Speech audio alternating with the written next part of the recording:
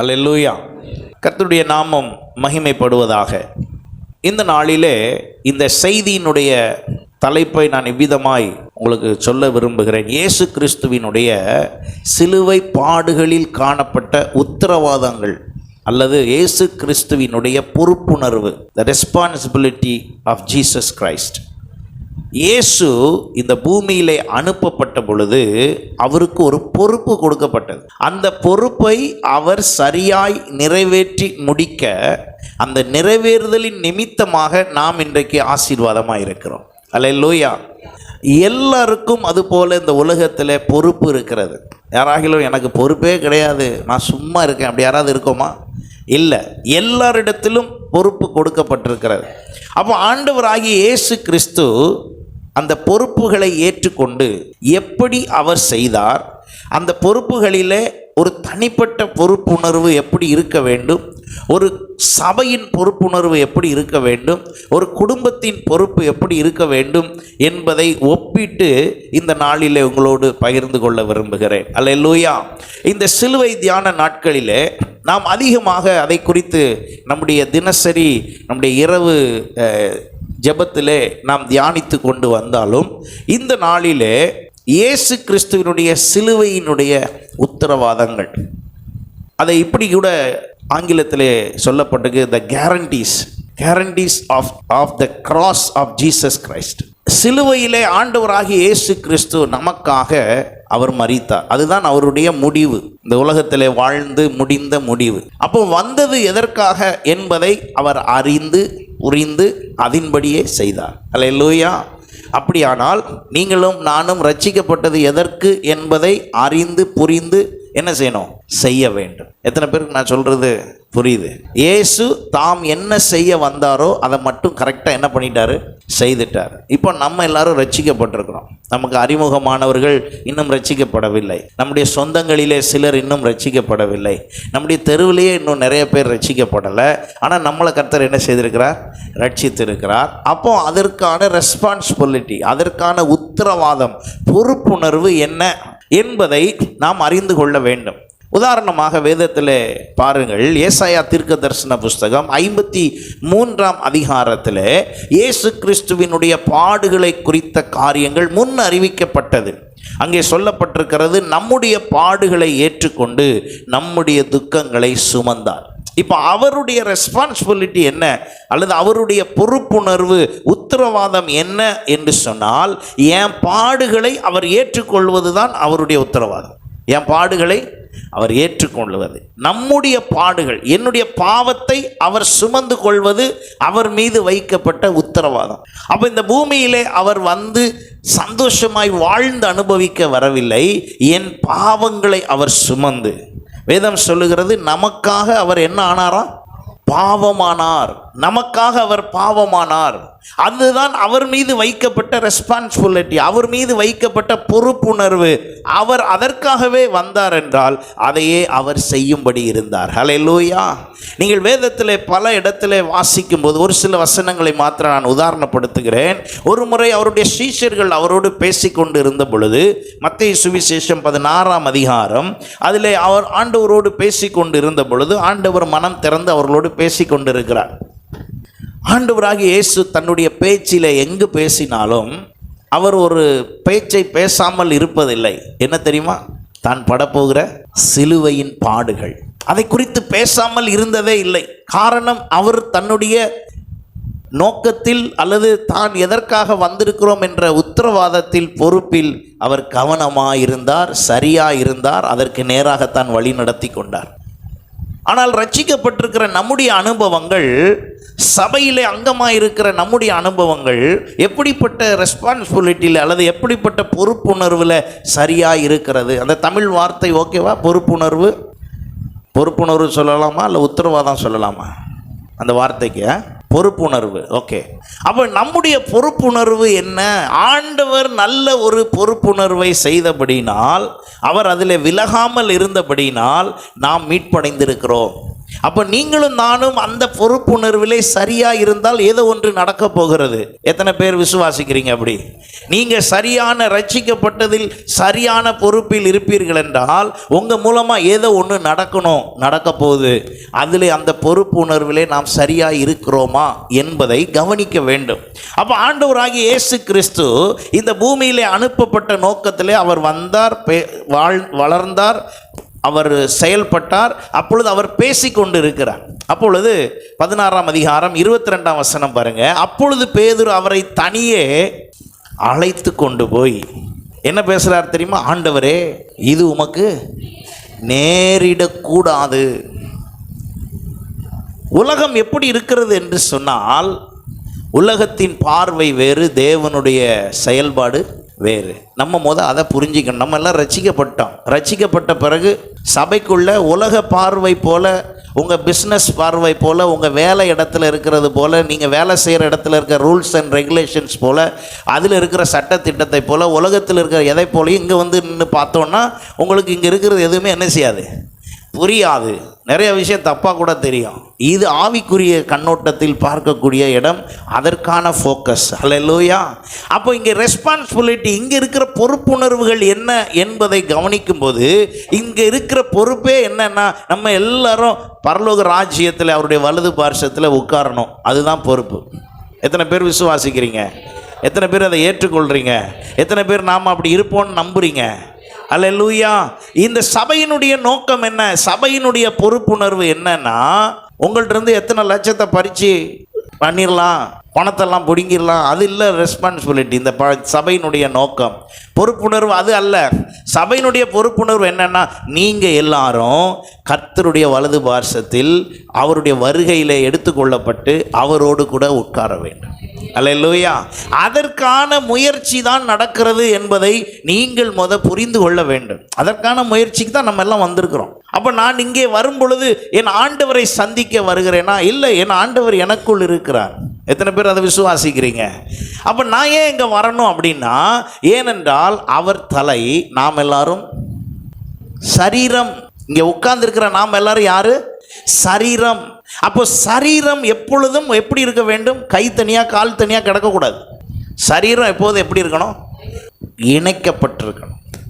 இந்த சீனிவாசன் நகரில் ஒரு சரீரம், சபை எங்கெல்லாம் இருக்குதோ அங்கெல்லாம் அது பேர் என்னது? சரீரம். இந்த சரீரம் இல்லாமல் ஊழியங்கள் நிறைய இருக்கலாம். எந்த ஊழியம் எங்கே போய் எப்படி செய்தாலும் அந்த ஊழியத்துக்கு பின்னணியத்தில் என்ன இருக்கான்னு பார்க்கணும், சபை இருக்கான்னு பார்க்கணும். ஏன்னா சபை இல்லாத ஊழியம் எல்லாமே உடம்பு இல்லாதது மாதிரி. உடம்பு இருந்தால் தான் தலை அங்கே இருப்பார், கிறிஸ்து இருப்பார். கிறிஸ்துவை பேரை சொல்லி ஊழியம் நிறையா நடக்கலாம். அப்போ நாம் எல்லாரும் இணைந்திருப்பது என்னது? இது பேர் என்னது? சரீரமாகிய சபை. வசனம் அப்படி தான் சொல்லியிருக்குது. நாம் எல்லாரும் யார்? சரீரமாகிய சபை. அந்த சரீரமாகிய சபையிலே நாம் எல்லாரும் யார் என்றால், ஒவ்வொருவரும் ஒவ்வொரு அவயவங்களாக இருக்கிறோம். ஒவ்வொருத்தரும் ஒவ்வொரு அவயவங்கள். சில வேளையில் சபைக்குள்ளே போட்டி பொறாமைகள் வரக்கூடாது என்று சொல்வதுண்டு. இங்கே நீங்கள் ஜாதியெல்லாம் பேசக்கூடாதுன்னு சொல்வதுண்டு. ஏழை பணக்காரன் வித்தியாசமெல்லாம் இல்லை என்று சொல்வதுண்டு. காரணம் என்னவென்றால், நாம் எல்லாரும் யார் என்றால் ஒரே சரீரமாய் ஒரே அவயவமாய் இருக்கிறோம். வாசலுக்கு வெளியே நீங்கள் ஒருவேளை தேவைப்படுற இடத்துல உங்களுடைய ஜாதியை பேசிக்கொள்ளலாம், உங்களுடைய வசதியை காண்பித்து கொள்ளலாம், உங்களுடைய படிப்பை காண்பித்து கொள்ளலாம், எல்லாம் செய்து கொள்ளலாம். ஆனால் கிறிஸ்து என்று வரும்போது நாம் எல்லாரும் எப்படி ஆயிடுறோம்? சத்தமாக சொல்லுங்க, ஒரே சரீரம். இந்த பொறுப்புணர்வோடு கூட தான் கிறிஸ்து நமக்காக சிலுவையிலே பாடுபட்டார்.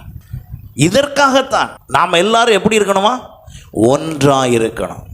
யோவான் சுவிசேஷம் 17ஆம் அதிகாரத்தில் அவர் ஜெபிக்கும் பொழுது பிதாவை நோக்கி ஜெபிக்கிறார். இயேசு பிதாவை நோக்கி ஜெபித்த பிரதானமான ஜெபத்தில் நீண்ட ஜெபம் எது என்றால் யோவான் 17ஆம் அதிகாரம். முதல்ல மத்தேயு 6ஆம் அதிகாரத்தில் ஜெபம் பண்ணுகிற விதமாவது என்று சொல்லி கொடுத்து விட்டு யோவான் 17ஆம் அதிகாரத்தில் ஒரு நீண்ட ஜெபம் செய்கிறார். அதில் ஒரு ஜெபத்தில் ஒரு வார்த்தை என்ன சொல்லுகிறார் என்றால், பிதாவை நோக்கி சொல்லுகிறார், நீங்களும் நானும் ஒன்றாக இருக்கிறது போல இங்கே இருக்கிற எல்லாரும் எப்படி இருக்கணுமா? ஒன்றாய் இருக்க வேண்டும். வாசிங்க. இயேசு இப்படி ஜெபிக்கிறார், நாம் ஒன்றாய் இருப்பது போல அவர்களும்னா யாரை சொல்றாரு? நம்மளைத்தான் சொல்றாரு. நாமளும் ஒன்றாக இருக்கும்படி நீர் தந்த மகிமையை. ஆமே. இப்போ இயேசு என்ன பண்ணியிருக்காராம்? அவர் சிலுவையின் வெற்றியின் மூலமாக இந்த மகிமையை நமக்கு என்ன செய்கிறாராம்? தரா. யார்கிட்ட கொடுத்த மகிமையை? பிதாவானவர் இயேசுவுக்கு கொடுத்த மகிமையை இப்போ இயேசு ஒன்றாக இருக்கிற நமக்கு என்ன பண்ணுறாராம்? கொடுக்கிறார். அப்போ நாம் எல்லாரும் ஏன் வர வேண்டும் என்றால், சபையில் நீங்கள் 10 பேர் வரலன்னா அன்னைக்கு அந்த சரீரத்தில் 4-5 கையை காணும்னு அர்த்தம், 7-8 விரலை காணும்னு அர்த்தம். நீங்கள் யார் என்னவா இருக்கீங்கன்னு சொல்லி நீங்கள் உங்கள் விசுவாசத்தின் அளவை பொறுத்து தான் உங்களுடைய அவயவத்தின் செயல். நீங்கள் நல்ல ஆக்டிவாக இருக்கீங்கன்னா அந்த எந்த அவயவத்தில் உங்களை உதாரணப்படுத்த வேண்டும் என்று கர்த்தருக்கு தான் தெரியும். அல்லேலூயா. நான் ஒன்றுமே செய்ய மாட்டேன், சும்மாவே இருப்பேன்னா அதுக்கு ஒரு அவயவம் வச்சுருப்பார் உடம்புல, உங்களை அங்கே தான் வச்சுருப்பார். நாம் எல்லாரும் சேர்ந்து ஒரே சரீரமாக இருக்கிறோம். அந்த சரீரத்துக்கு தலை யார்? ஆமாம், கதவுக்கு வெளியே தலை யாருன்னு கேட்டால் வேற பேரை சொல்லுவாங்க. சர்ச்சுக்குள்ள தலை யாருன்னா யாரைத்தான் சொல்லணும்? சத்தமாக சொல்லுங்கள். நமக்கு கிறிஸ்துவே என்னவா இருக்கிறாராம்? தலையாக இருக்கிறார். அப்போ அவர் தலையாக இருந்தால் நம்ம எல்லாரும் யாராக இருக்கணும்? சத்தமாக சொல்லுங்கள். சரீரமாக இருக்கணும். அந்த சரீரத்துக்கு பேர் தான் என்னது? சத்தமாக சொல்லுங்கள். சபை. இப்போ சரீரம் இல்லாத ஊழியம் அப்போ என்ன ஊழியம்? நிறையா இருக்குது உலகத்தில், ஊருக்குள்ளே நிறையா இருக்குது. ஆனால் எந்த ஊழியமாக இருந்தாலும் அந்த ஊழியம் எதை சார்ந்ததாக இருக்க வேண்டும்? சபையை சார்ந்ததாக இருக்க வேண்டும். எப்பேற்பட்ட ஊழியமாக இருந்தாலும் சரி. சபை இல்லாத ஊழியங்கள் தேவனுடைய சரீரத்தை சரியாய் புரிந்து கொள்ளாததாக இருக்கும். ஏனென்றால் அந்த சபைக்குள்ளே தான் தேவனுடைய சரீரத்தையும் அவருடைய இரத்தத்தையும் குறித்த நினைவு கூறுதல் அங்கே என்ன செய்கிறது? இருக்கிறது. அப்போ இங்கே பாருங்கள், இப்போ இப்படி ஒரு காரியத்தை உருவாக்குவதற்கு வந்த இயேசு கிறிஸ்துவிட்ட பேதுரு போய் என்ன பேசுகிறாரு பாருங்க. இயேசுவே, இது உமக்கு நேரிடக்கூடாது, இது உமக்கு சம்பவிப்பதில்லை என்று அவரை கடிந்து கொள்ள தொடங்கினான். யார்கிட்ட போய்? அவர் ஒரு பொறுப்புணர்வோடு வந்திருக்காரு. அவர் ஒரு பொறுப்போட வேலையை பார்த்துக்கிட்டு இருக்காரு. அந்த வேலையில் இவனுக்கு தெரிந்த ஞானத்தில், ஏன்னா கொஞ்ச நேரத்துக்கு முன்னால் அவனை புகழ்ந்தார். அந்த புகழ்ச்சி நிமித்தமாக இவன் என்ன நினச்சிட்டான்? நமக்கு கொஞ்சம் அந்த முந்தின பகுதியை வாசிங்களேன். கொஞ்சம் என்ன பண்ணிட்டாரு? இவன்கிட்ட கேட்குறாரு, இயேசு கேட்குறாரு எல்லார்ட்டையும், யார்ப்பா இல்லை நீங்கள்லாம் என்ன நினைக்கிறீங்க, ஊருக்குள்ளே நீ என்ன பேசிக்கிறாங்க அப்படின்னு கேட்குறாரு. அப்போ ஒவ்வொருத்தரும் ஒவ்வொரு விஷயத்த சொல்கிறாங்க. அதுக்கு முந்தின 2 வசனத்துக்கு முன்னால் இருந்தே 15 பாருங்கள். அப்பொழுது அவர், நீங்கள் என்னை யார் என்று சொல்லுறீர்கள் என்று கேட்டார். நீங்கள் இவ்வளோ நாள் என் கூட இருக்கிறீங்க, என்னை யாருன்னு நினைக்கிறீங்க, என்ன சொல்கிறீங்க? உங்கள்கிட்டையும் அப்படி ஒரு கேள்வியை யாராவது கேட்டால், உங்கள் பாஸ்டர் என்ன நினைக்கிறீங்க அப்படின்னு கேட்டால் என்ன சொல்வீங்கன்னு எனக்கு தெரியாது. நானும் அந்த கேள்வியை கேட்டு நானும் என்ன செய்ய விரும்பலை. ஆமாம், சரி, இயேசு கேட்ட மாதிரியே கேட்டுக்குவோம். அப்போ சீமோன் பேதுரு பிரயுத்தரமாக அவன் சொல்லுகிறார், நீர் ஜீவனுள்ள தேவனுடைய குமாரனாகிய கிறிஸ்து என்றான். இயேசு அவனை நோக்கி, யோனாவின் குமாரனாகிய சீமோனே, நீ பாக்கியவான், மாம்சமும் இரத்தமும் இதை உனக்கு வெளிப்படுத்தவில்லை, பரலோகத்தில் இருக்கிற என் பிதா இதை உனக்கு வெளிப்படுத்தினார் அப்படின்னு சொல்லிட்டு அவர்கிட்ட சொல்கிறாரு, மேலும் நான் உனக்கு ஒன்று சொல்கிறேன், இந்த வெளிப்பாடு உனக்குள்ளே வர்றதுனால அப்போ உனக்கு ஒரு வெளிப்பாடு கிஃப்ட் இருக்குது, உனக்குள்ளே கர்த்தர் டைரெக்டாக பேசுகிற அனுபவம் இருக்கிறதுனால உன்ட்ட ஒரு விஷயம் சொல்கிறேன் பாரு. இந்த கல்லின் மேல் என் சபையை, என்னது? Body of Christ. அது பேர் தான் என்னது? Body of Christ. சரீரமாகிய சபையை கட்டுவேன், பாதாளத்தின் வாசல் அதை என்ன செய்யாது? மேற்கொள்ளாது. அப்போ பாதாளத்தின் வாசல் என்ன செய்யும்? அப்போ மேற்கொள்ள ட்ரை பண்ணோம். நம்முடைய ரெஸ்பான்சிபிலிட்டி, அதாவது நம்முடைய பொறுப்புணர்வு சரியாக இருந்தால் அது என்ன செய்ய முடியாது? மேற்கொள்ள முடியாது. அப்படி சொல்லிட்டு சும்மா விடலை, உடனே அவன்கிட்ட தொடர்ந்து பேசுகிறாரு. பரலோகத்தின் திறவுகளை நான் உனக்கு தருவேன், பூலோகத்தில் நீ கட்டுகிறது எதுவோ அது பரலோகத்திலும் கட்டப்பட்டிருக்கும், பூலோகத்தில் நீ கட்டவிழ்ப்பது எதுவோ அது பரலோகத்திலும் கட்டவிழ்க்கப்பட்டிருக்கும் என்றார். அப்பொழுது தாம் கிறிஸ்துவாகிய இயேசு என்று ஒருவருக்கும் சொல்லாதபடி தம்முடைய சீஷர்களுக்கு கட்டளையிட்டார். இப்படியெல்லாம் பேசி முடிச்சுக்கிட்டு வரும்போது தான் இவர் 22ஆம் வசனத்தில் திடீர்னு ஆரம்பிக்கிறாரு. ஏன்னா இப்போ இவ்வளோ நேரம் இவர் என்ன பேசியிருக்காரு? நல்ல வெளிப்பாடு, பெரிய வெளிப்பாடு கிடச்சிருக்கு, நல்ல பிரமாதமாக பேசியிருக்காரு. இப்போ இயேசுவும் அவரை புகழ்ந்து அவர் மேலே ஒரு பொறுப்புணர்வை கொடுத்துருக்கிறார். யார் மேலே? பேதுரு மேலே ஒரு பெரிய பொறுப்பை கொடுத்துட்டாரு. பொறுப்பை கொடுத்த உடனே இவர் இப்போ பொறுப்பை கொடுத்தவருக்கே என்ன கொடுக்குறாரு? அட்வைஸ் கொடுக்குறாரு. இங்கே வா இயேசுவே, இங்கே வரோம், தனியாக போவோம், 2 பேரும் தனியாக போய் சும்மா எப்போ பார்த்தாலும் இதையே என்ன பண்ணிகிட்டு இருக்கக்கூடாது, பேசிக்கிட்டு இருக்கக்கூடாது. இது இப்படியெல்லாம் என்ன செய்யாது, நடக்காது. அவன் சொல்லக்கூடாது, இது நிறைவேறக்கூடாது, இது உமக்கு என்ன செய்வதில்லை, சம்பவிப்பதில்லை என்று அவரை என்ன செய்ய சொன்னானா, கடிந்து கொள்ள தொடங்கினான். உமக்கு இதெல்லாம் நடக்காது, நாங்கள் நடக்க விட மாட்டோம். இப்போ இயேசு அந்த இடத்துல அவர் கரெக்டாக பேசிகிட்டு இருக்கார். ஏன்னா அவருடைய பொறுப்பு அவருக்கு தெரியும். இப்போ நம்ம எல்லாருமே இந்த பொறுப்பை கரெக்டாக கவனிக்கணும். உங்களுக்கு என்ன பொறுப்பு ஆண்டவர் கொடுத்துருக்கிறார்? ஆமென். சில நேரத்தில் சபையிலே சில பொறுப்பு கொடுக்கலாம். அதெல்லாம் விட தேவன் உங்களுக்கு என்ன பொறுப்பு கொடுத்துருக்கிறாருங்கிறத என்ன செய்யணும், எல்லாரும் கவனிக்கணும். இயேசு தனக்கு கொடுத்த பொறுப்பில் அவர் பேசுகிறார். தான் சிலுவையில் படப்போகிற பாடுகள் முதற்கொண்டு அவருக்கு நல்லா தெரியுது. அந்த நாள் நெருங்க அந்த பாடுகளை குறித்து அவர் அறிந்தபடினால தான் கெத்செமனே தோட்டத்தில் போய் அவர் செபிக்கிற விதம் கூட என்ன பண்ணிருச்சு, மாறி போச்சு.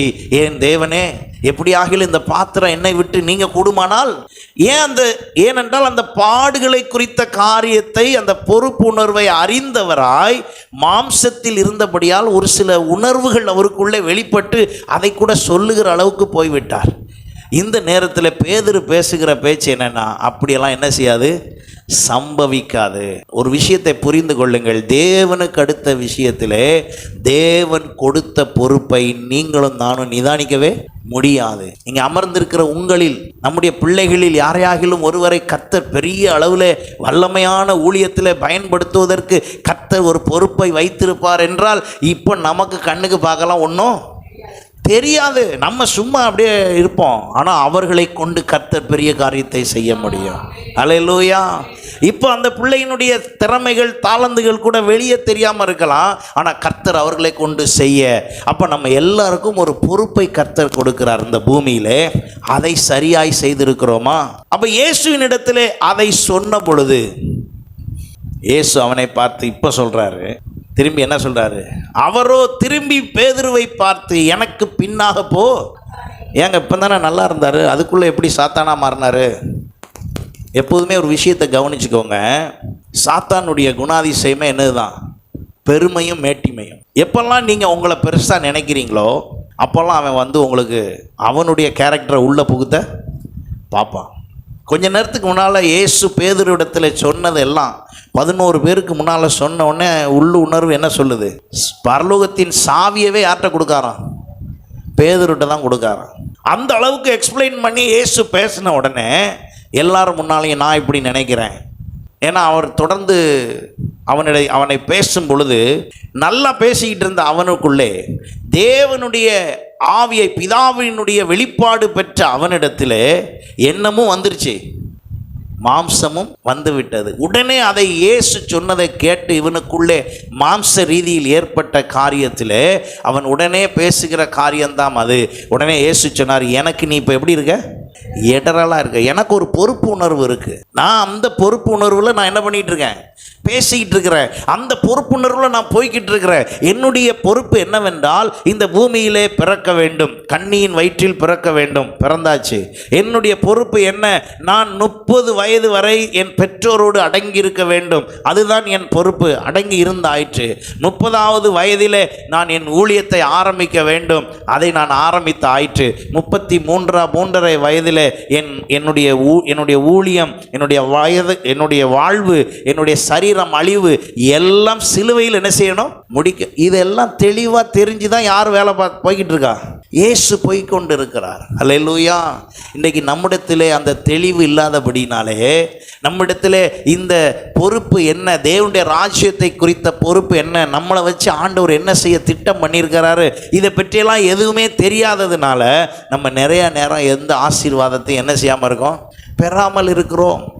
இயேசுவுக்குள்ளே அந்த வல்லமை புறப்பட்டதுக்கு காரணம் என்ன, அவர் அந்த பொறுப்பிலே சரியாய் பயணித்தபடினால் அவருக்குள்ளே வல்லமை புறப்பட்டது. இதே பொறுப்புணர்வை உணர்ந்து பயணித்த எல்லா சீஷர்களுக்குள்ளும் வல்லமை புறப்பட்டது. இன்றைக்கு விசுவாசிக்கிற உங்களுக்குள்ளும் தேவ வல்லமை புறப்படும். அல்லேலூயா. எனக்குள்ள அந்த பொறுப்பு வர வேண்டும். நான் வந்திருக்கிறது இதுக்குத்தான், என்னை ரட்சித்தது இதுக்குத்தான், ஆண்டவர் என்னை தெரிந்து கொண்டது இதற்குத்தான், நான் தேவ பிள்ளையா இருப்பதே இதற்குத்தான் அப்படின்னு ஒரு பொறுப்பு இருக்கணும். உலக மனுஷன் மாதிரி நம்மளும் நடந்து கொண்டு போகக்கூடாது. அதற்கு அல்ல கர்த்தர் உங்களையும் என்னையும் ரட்சித்தது. ஹல்லேலூயா. ரெண்டும் மாறி மாறி வந்துக்கிட்டு இருக்கக்கூடாது. ஒரே ஊற்றுக்குள்ளே இருந்து என்ன செய்யாதான், கசப்பான நீரும் தித்திப்பான நீரும் வராது. ஒரே வாயிலிருந்து நாவிலிருந்து மரணமும் ஜீவனும் ஏதாவது ஒன்று தான் வரணும். நீங்கள் ரட்சிக்கப்பட்டீங்க, ஏதாவது ஒன்று தான் வரணும். இன்றைக்கி கர்த்தர் அதை நமக்கு தெளிவுபடுத்துவாராக. அப்போ இயேசுவின் இடத்துல அந்த சீஷர்கள் கூடி இருந்த பொழுது இயேசு அடிக்கடி அவர்களிடத்தில் சொல்லிக்கொண்டே இருந்தார். மத்தேயு 26:2 சொன்னார், 2 நாளைக்கு பின்பு பஸ்கா பண்டிகை வரும் என்று அறிவீர்கள். அப்பொழுது மனுஷகுமாரன் சிலுவையிலே அறையப்படுவதற்கு என்ன செய்வார், ஒப்பு கொடுக்கப்படுவார் என்றார். இயேசு தனக்கு இருக்கிற அந்த பொறுப்பை குறித்து தெளிவாக பேசிக்கொண்டே இருந்தார். அன்பு தேவ பிள்ளைகளே, சபையாரே, உங்கள் வாழ்க்கையில் நீங்கள் ஏன் ரட்சிக்கப்பட்டிருக்கீங்கன்னு ஒரு பொறுப்பு உங்கள்கிட்ட இருக்கா? ஏன் ரட்சிக்கப்பட்டு? அப்போ ஒரு சும்மா சாதாரணமாக யாரையும் கர்த்தர் ரட்சிப்பதில்லை. அவர் ஏதோ ஏகமாய் அப்படி ரட்சிப்பதில்லை. கவனித்து பாருங்கள். நோவாவின் நாட்களிலே அழிவு வந்தது. அந்த அழிவு போல இன்னொரு அழிவு வராமல் இருப்பதற்குத்தான் எதை கொண்டு வச்சார்? ரட்சிப்பை கொண்டு வந்து வைத்தார். ஏனென்றால் அந்த நாளில் அழித்தது போல மீண்டும் அழிக்க மாட்டேன் என்று வாக்கு பண்ணின தேவன் அந்த வாக்கு தத்தத்தின்படி இப்பொழுது ரட்சிக்கப்படுகிறவர்களை மீட்டு ரட்சிக்கப்படாதவர்களை கொண்டு போய் அவர் அக்கினி கந்தம் எரிகிற கடலில் என்ன செய்ய போகிறார்? தள்ள போகிறார். இதற்கான உரிமையை யார்கிட்ட கொடுத்துட்டாரு? நம்ம கிட்ட கொடுத்துட்டாரு. நான் தான் பொறுப்போடு நடந்து கொள்ள வேண்டும். அதை எந்த அளவு பொறுப்போடு கூட செய்கிறேன். அப்போ என் ஆண்டவர் என் மீது பொறுப்புள்ளவராய் அவர் அதை செய்கிறார். சரி, இங்கே சீஷர்களிடத்தில் பேசினது மாத்திரமல்ல, விசாரணைக்காக அங்கே சென்ற பொழுது அங்கே சொல்லப்பட்டிருக்கிறது, பிலாத்து அவரை எப்படியாவது என்ன செய்யலாம்னு நினைச்சார் தெரியுமா? இந்த சிலுவை பாடிலிருந்து என்ன பண்ணிடலாம், காப்பாற்றிடலான்னு எவ்வளவோ முயற்சி பண்ணார். நல்லா புரிஞ்சுக்கோங்க, நீங்கள் எதுக்கு நியமிக்கப்பட்டிருக்கீங்களோ அதுதான் நடக்கும். உங்கள் வாழ்க்கையில் எதை கர்த்தர் தீர்மானித்தாரோ அதுதான் நடக்கும். நீங்கள் எத்தனை முயற்சி என்ன பண்ணாலும் சரி, எத்தனை பேரை நீங்கள் ஆதரவுக்கு கூட்டிகிட்டு வந்தாலும் சரி, எத்தனை பேரை நீங்கள் கூட்டிகிட்டு வந்து சேர்த்தாலும் சரி, அங்கே ஒன்றும் என்ன செய்யாது, நடக்காது. ஏன் தெரியுமா? கர்த்தர் திட்டம் பண்ணினது தான் நடக்கும். மனுஷனுடைய வழி என்னது? அழிவு தான். ஆனால் தேவனுடைய வழியோ அது எங்கே கொண்டே நிறுத்துகிறது? நித்திய ஜீவனிலே போய் நிறுத்துகிறது. அங்கே அவன் என்ன செய்கிறான்? 27ஆம் அதிகாரம் பாருங்க, மத்தேயு 27:17 பொறாமையினாலே அவரை ஒப்பு கொடுத்தார்கள் என்று பிலாத்து அறிந்து அவர்கள்ட்ட என்ன சொல்றாரு? இவனை எப்படியாவது விடுதலை பண்ணிடலாம். மார்க் 15:14 சொல்லப்பட்டிருக்கிறது, என்ன பொல்லாப்பு செய்தான், என்ன பொல்லாப்பு செய்தான்? இயேசுவை குறித்து அவர் பேசும்போது சொல்லுகிறார், என்ன பொல்லாப்பு செய்கிறான். யோவான் 19:10 பிலாத்து சொல்லுகிறார், நீ என்னோடு பேசுகிறது இல்லையா? உன்னை சிலுவையில் அறைய எனக்கு அதிகாரம் உண்டென்றும் உன்னை விடுதலை பண்ண எனக்கு அதிகாரம் உண்டென்றும் உனக்கு தெரியாதா? நான் நினச்சா உன்னை சிலுவையிலிருந்து என்ன பண்ணிடுவேன். இயேசு தனக்குள்ளே சிரிச்சிருப்பார். எப்பா, நான் வந்ததே எதுக்கு தான்? அந்த வேலையை செய்கிறதுக்கு தான். நான் வந்ததே சிலுவைக்காக தான் வந்தேன். நீ என்னைய விடுவிக்க போறியா? உன்னாலெல்லாம் விடுவிக்க முடியாது. நல்ல ஒரு விஷயத்தை நான் இதை உங்களுக்கு இந்த விளக்கத்தை இப்படி கொடுக்குறேன் அப்படின்னா, ஒரு விஷயத்தை புரிஞ்சுக்கோங்க. உங்கள் மீது கர்த்தர் என்ன நியமித்தாரோ அதுதான் நடக்கும். அதை கவனித்து சென்று விட்டால் நீங்கள் தவறாய் வேறு வேறு பிளானெல்லாம் போட்டதெல்லாம் வீணாக போகும். நாள் வீணாக போகும், நேரம் வீணாக போகும். அதை வீணாக்காதபடி உடனே எல்லாரும் எதுக்குள்ளே வந்துடுவோம்? உங்களை மீது, உங்களை குறித்து கர்த்தர் என்ன பேசியிருக்கிறாரோ, என்ன சொல்லுகிறாரோ, என்ன விரும்புகிறாரோ அதை செய்ய எல்லாரும் என்ன பண்ணிடுவோம்? உடன்பட்டுருவோம். எத்தனை பேர் நான் சொல்கிறதுக்கு ஒத்து வர்றீங்க? நம்ம எல்லாரும் அதற்கு உடன்பட்டு விடுவோம். உடன்பட்டால் என்ன நடக்கும்? உங்கள் நேரம் விரயமாகாது. உங்களுடைய வாழ்க்கையில் உங்களுடைய ஆயுசு நாட்கள் முடிவதற்கு முன்பு நீங்கள் கர்த்தர் நினைத்தபடி அதை செய்து முடிக்க முடியும். ஹல்லேலூயா. ஆண்டவர் தம்முடைய பொறுப்புணர்விலே ரோமருக்கு எழுதின நிருபம் 5ஆம் அதிகாரம் 12ஆம் வசனத்திலிருந்து அந்த அதிகாரம் முழுவதையும் நீங்கள் வாசித்து பார்ப்பீர்கள் என்றால், நான் சில விஷயத்தை சொல்லிட்டு திரும்ப அந்த பகுதிக்கு வருகிறேன். அங்கே சொல்லப்பட்டிருக்கிறது, ஆண்டவர் நம்மை மீட்கும் பொருட்டு அவர் தன்னை தானே ஒப்பு கொடுத்தார். தன்னை ஒப்பு கொடுத்தது மட்டுமல்ல, அவர் 17ஆம் வசனம் பாருங்க, ஒருவனுடைய மீறுதலினாலே அந்த ஒருவன் மூலமாய் மரணம் ஆண்டு கொண்டிருக்க கிருபையின் பரிபூரணத்தையும் நீதியாகிய ஈவின் பரிபூரணத்தையும் பெறுகிறவர்கள் இயேசு கிறிஸ்து என்னும் ஒருவராலே ஜீவனை அடைந்து ஆளுவார்கள் என்பது அதிக நிச்சயமாமே. அப்போ ஆண்டவருடைய பொறுப்புணர்வு என்ன அப்படின்னா, பாவத்தின் பிடியிலே பாவத்துக்குள் விழுந்து கிடக்கிற மனுஷர்களை மீட்பதற்கு ஏதுவாய் தான் சிலுவையிலே ரத்தம் சிந்தி மரித்து அவர் அடக்கம் பண்ணப்பட்டு உயிர்த்தெழ வேண்டும் என்பது அவர் மீது வைக்கப்பட்ட பொறுப்பாய் இருந்தபடியால் அந்த உத்தரவாதத்தில் அவர் சரியாய் அதை செய்து முடித்தார். அல்லேலூயா, அதை சரியாய் செய்து முடித்தார். அப்ப இன்றைக்கு நமக்கு ஆண்டவர் சில பொறுப்புகளை கொடுத்திருக்கிறார். நாம் சில பொறுப்புகளை ஏற்றுக்கொண்டு அதன்படி ஆயத்தமாகி செல்ல வேண்டும். அந்த செல்லுகிற பாதை எப்படிப்பட்டதா இருக்கிறது? சில உதாரணங்களை நான் சொல்லுகிறேன். 3 விதமான ரெஸ்பான்சிபிலிட்டி. முதல்ல பர்சனல் ரெஸ்பான்சிபிலிட்டி, தனிப்பட்ட பொறுப்புணர்வு. தனிப்பட்ட ரீதியில் இது என்னுடைய மனைவியோ பிள்ளைகளோ சார மாட்டார்கள். தனிப்பட்ட ரீதியில் எனக்குன்னு ஒரு பொறுப்புணர்வு. காரணம், ஆத்துமா தனிமையானது. வாயும் வயிறும் வேற, ஆத்துமாவும் வேற. ஆனால் கணவன் மனைவி இல்லை, ஒரே சரீரம். என்ன லாஜிக் வசனம் அப்படி பேசியிருக்குது? நல்லா கவனிங்க. ஆத்துமா எப்படிப்பட்டது? தனித்தனியானது. ஆனால் கணவன் மனைவி ஒரே மாம்சம். இந்த திட்டம் ஒன்று இருக்கிறது. நான் கர்த்தருக்கு சித்தமானால் அடுத்த வாரம் குடும்பத்தை குறித்த காரியத்தை உங்களுக்கு தெளிவாக சில விளக்கங்கள் கொடுக்க இருக்கிறேன். குடும்பத்தை குறித்த காரியங்கள், சரியா? அப்போ ஆண்டவர் நமக்கு கொடுத்திருக்கிற அந்த ரெஸ்பான்சிபிலிட்டி, அந்த பொறுப்புகளை நாம் எந்த விதத்தில் செயல்படுத்துகிறோம் என்பதை நாம் கவனிக்க வேண்டும். நம்ம ஒவ்வொருவரும் ஆண்டவர் நமக்கு தந்திருக்கிற விஷயங்கள். அப்போ தனிப்பட்ட பொறுப்புணர்வு என்ன? தனிப்பட்ட பொறுப்புணர்வு என்ன? தனிப்பட்ட விதத்தில் நான் எப்படி செயல்படுகிறேன்? தனிப்பட்ட விதத்தில் நான் எந்த விதத்தில் அந்த பொறுப்பை ஏற்றுக்கொள்கிறேன்? உதாரணமாக 2 உதாரணங்களை உங்களுக்கு கொடுக்கிறேன். மத்தேயு சுவிசேஷம் 25ஆம் அதிகாரம் 1ஆம் வசனத்திலிருந்து 13ஆம் வசனம் வரை. அந்த 25ஆம் அதிகாரத்திலேயே 2 விதமான சூழ்நிலைகளிலே அங்கே ஒரு பொறுப்பை கர்த்தர் வெளிப்படுத்துகிறார். முதல் பொறுப்புணர்வு யார் என்று சொன்னால், 10 கன்னிகைகளை குறித்து சொல்லப்பட்டிருக்கிறது. இந்த 10 பேரும் யார் என்றால், ஒரே இடத்தில் இருக்கிறவர்கள். ஆண்டவர் நமக்கு ஒரு பொறுப்பை கொடுக்கிறார். இந்த 10 பேருக்கும் என்ன போதிக்கப்பட்டது என்றால், மணவாளன் வரப்போகிறார், நீங்கள் எல்லாரும் என்ன செய்யுங்கள்? ஆயத்தமாகுங்கள். ஆயத்தமாகி மணவாளனை சந்திக்க எல்லாரும் என்ன செய்யுங்க? புறப்படுங்க. இதுதான் இன்ஃபர்மேஷன். இப்போ நமக்கு கொடுக்கப்பட்ட இன்ஃபர்மேஷன் என்னதுதான்? மணவாளனாகி இயேசு வரப்போகிறார், அவரை சந்திக்க எல்லாரும் என்ன செய்யணும்? ஆயத்தப்படணும். இப்போ ஆயத்தப்படுறதுக்கான வேலை நடக்கு. இப்போ அதை குறித்து தான் அங்கே சொல்லப்பட்டிருக்கிறது. பரலோக ராஜ்யம் தங்கள் தீவெட்டிகளை பிடித்து கொண்டு மணவாளனுக்கு எதிர்கொண்டு போக புறப்பட்ட 10 கன்னிகைகளுக்கு ஒப்பாய் இருக்கும் அப்படின்னு ஒரு உதாரணம் சொல்லி அவர் ஆரம்பிக்கிறார். 5 பேர் புத்தி உள்ளவர்கள், 5 பேர் புத்தி இல்லாதவர்களுமா இருந்தார்கள்னு சொல்லி தான் வசனமே ஆரம்பிக்குது. புத்தி இல்லாதவர்கள் தங்கள் தீவெட்டிகளை எடுத்து கொண்டு போனார்கள், எண்ணெயையோ கூட கொண்டு போகவில்லை. இப்போ இந்த 5 பேர் 5 10 பேர். ஆனால் ஆண்டவர் இப்பொழுது நம்மிடத்தில் சொல்லுகிற உபதேசம் என்ன, சட்டம் என்ன என்று சொன்னால், உன்னை நேசிக்கிறது போல பிறனை நேசி. ஒருவன் தேவையில் இருந்தால் அவனுக்கு போய் என்ன செய்யணுமா? உதவி செய்யணுமா? ஒருவன் கஷ்டத்தில் இருந்தால் அவனை போய், ஆமாம், இந்த சிறியரில் எவனுக்கு அதை செய்கிறீர்களோ அதை யாருக்கு செய்தீர்கள்? எனக்கே செய்தீர்கள். இப்படி பேசுகிற ஆண்டவர் இந்த 10 பேர் போனாங்களா? இதில் 5 பேர் எண்ணெயோடு இருக்காங்க, 5 பேர் எண்ணெய் இல்லாமல் இருக்காங்க. இப்போ மணவாளன் வந்துட்டார். வந்த உடனே எல்லாம் லைட்டெல்லாம் ஆன் பண்ணுறாங்க, எல்லாம் வேக வேகமாக தயார் ஆகுறாங்க. ஒரு குரூப் மட்டும் என்ன செய்யாமல் இருக்குது? எரியாமல் இருக்குது. இப்போ ஆண்டவர் ஏன் அவங்கக்கிட்ட கொடுத்து உதவுங்கன்னு சொல்லலை? ஏன் ஆண்டவர் அவர்களிடத்தில் இந்த 5 பேர்கிட்ட, எந்த 5 பேர்கிட்ட?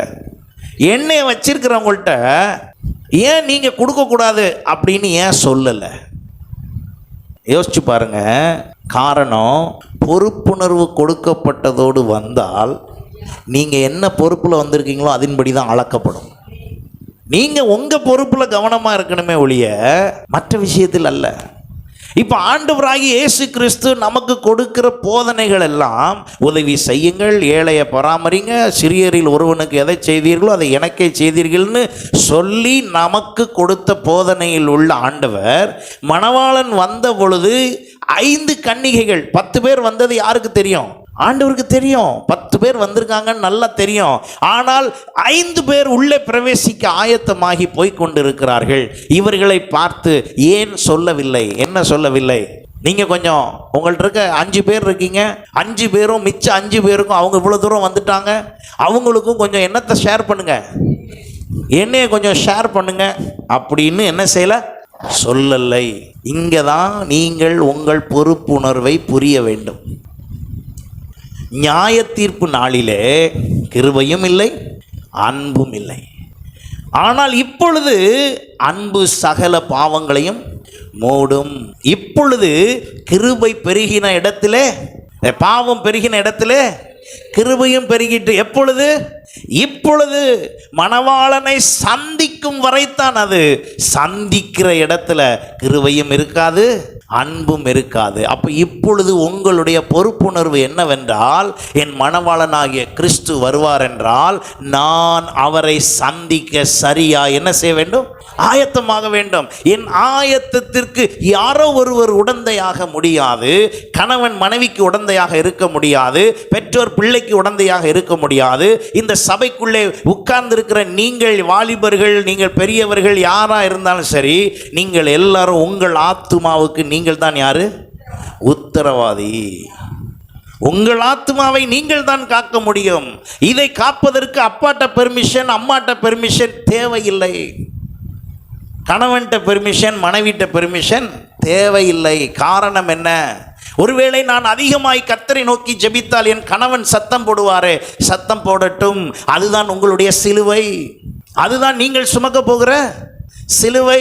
நான் ரொம்ப ஜெபித்து எப்போ பார்த்தாலும் ஆலயத்துக்கு வருவதும் வேதம் வாசிப்பதும் ஜெபிப்பதாக இருந்தால் எங்கள் அப்பா அடிப்பாரே, அந்த அடிதான் உங்களுடைய சிலுவை. அதை சுமக்கிறவன் பாக்கியவான் என்று வேதம் சொல்லுகிறது. அல்லேலூயா.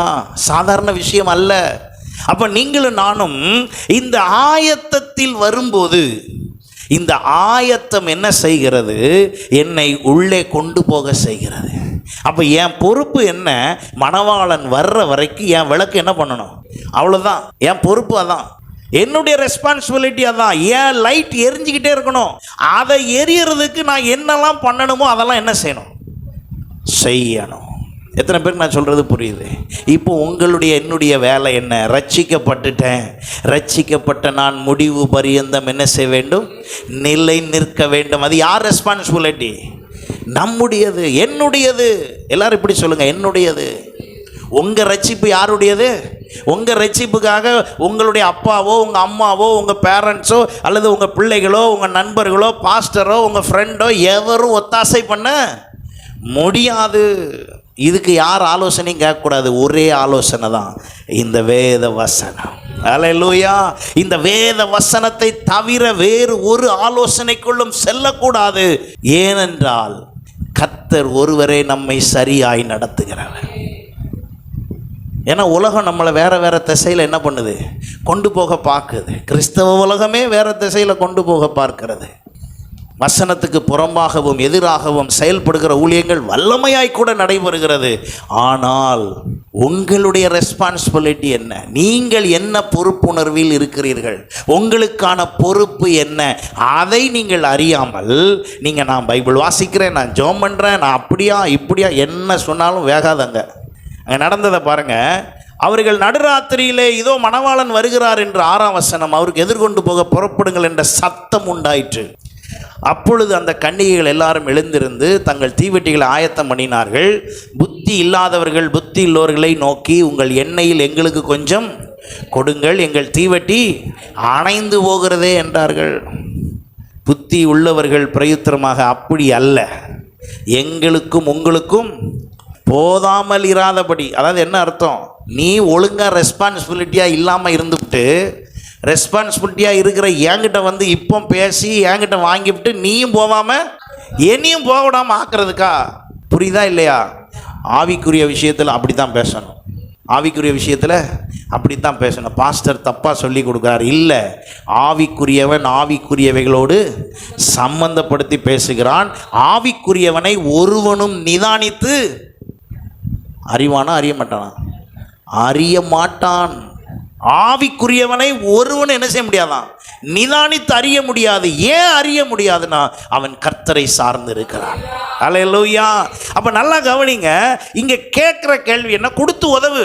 ஆனா ஆண்டவர் என்ன சொல்லியிருக்காரு? உன்கிட்ட 2 சட்டை இருந்தா என்ன பண்ணணும் சொல்லுங்க. உன்னை கொடுன்னு தானே சொல்லியிருக்கிறாரு.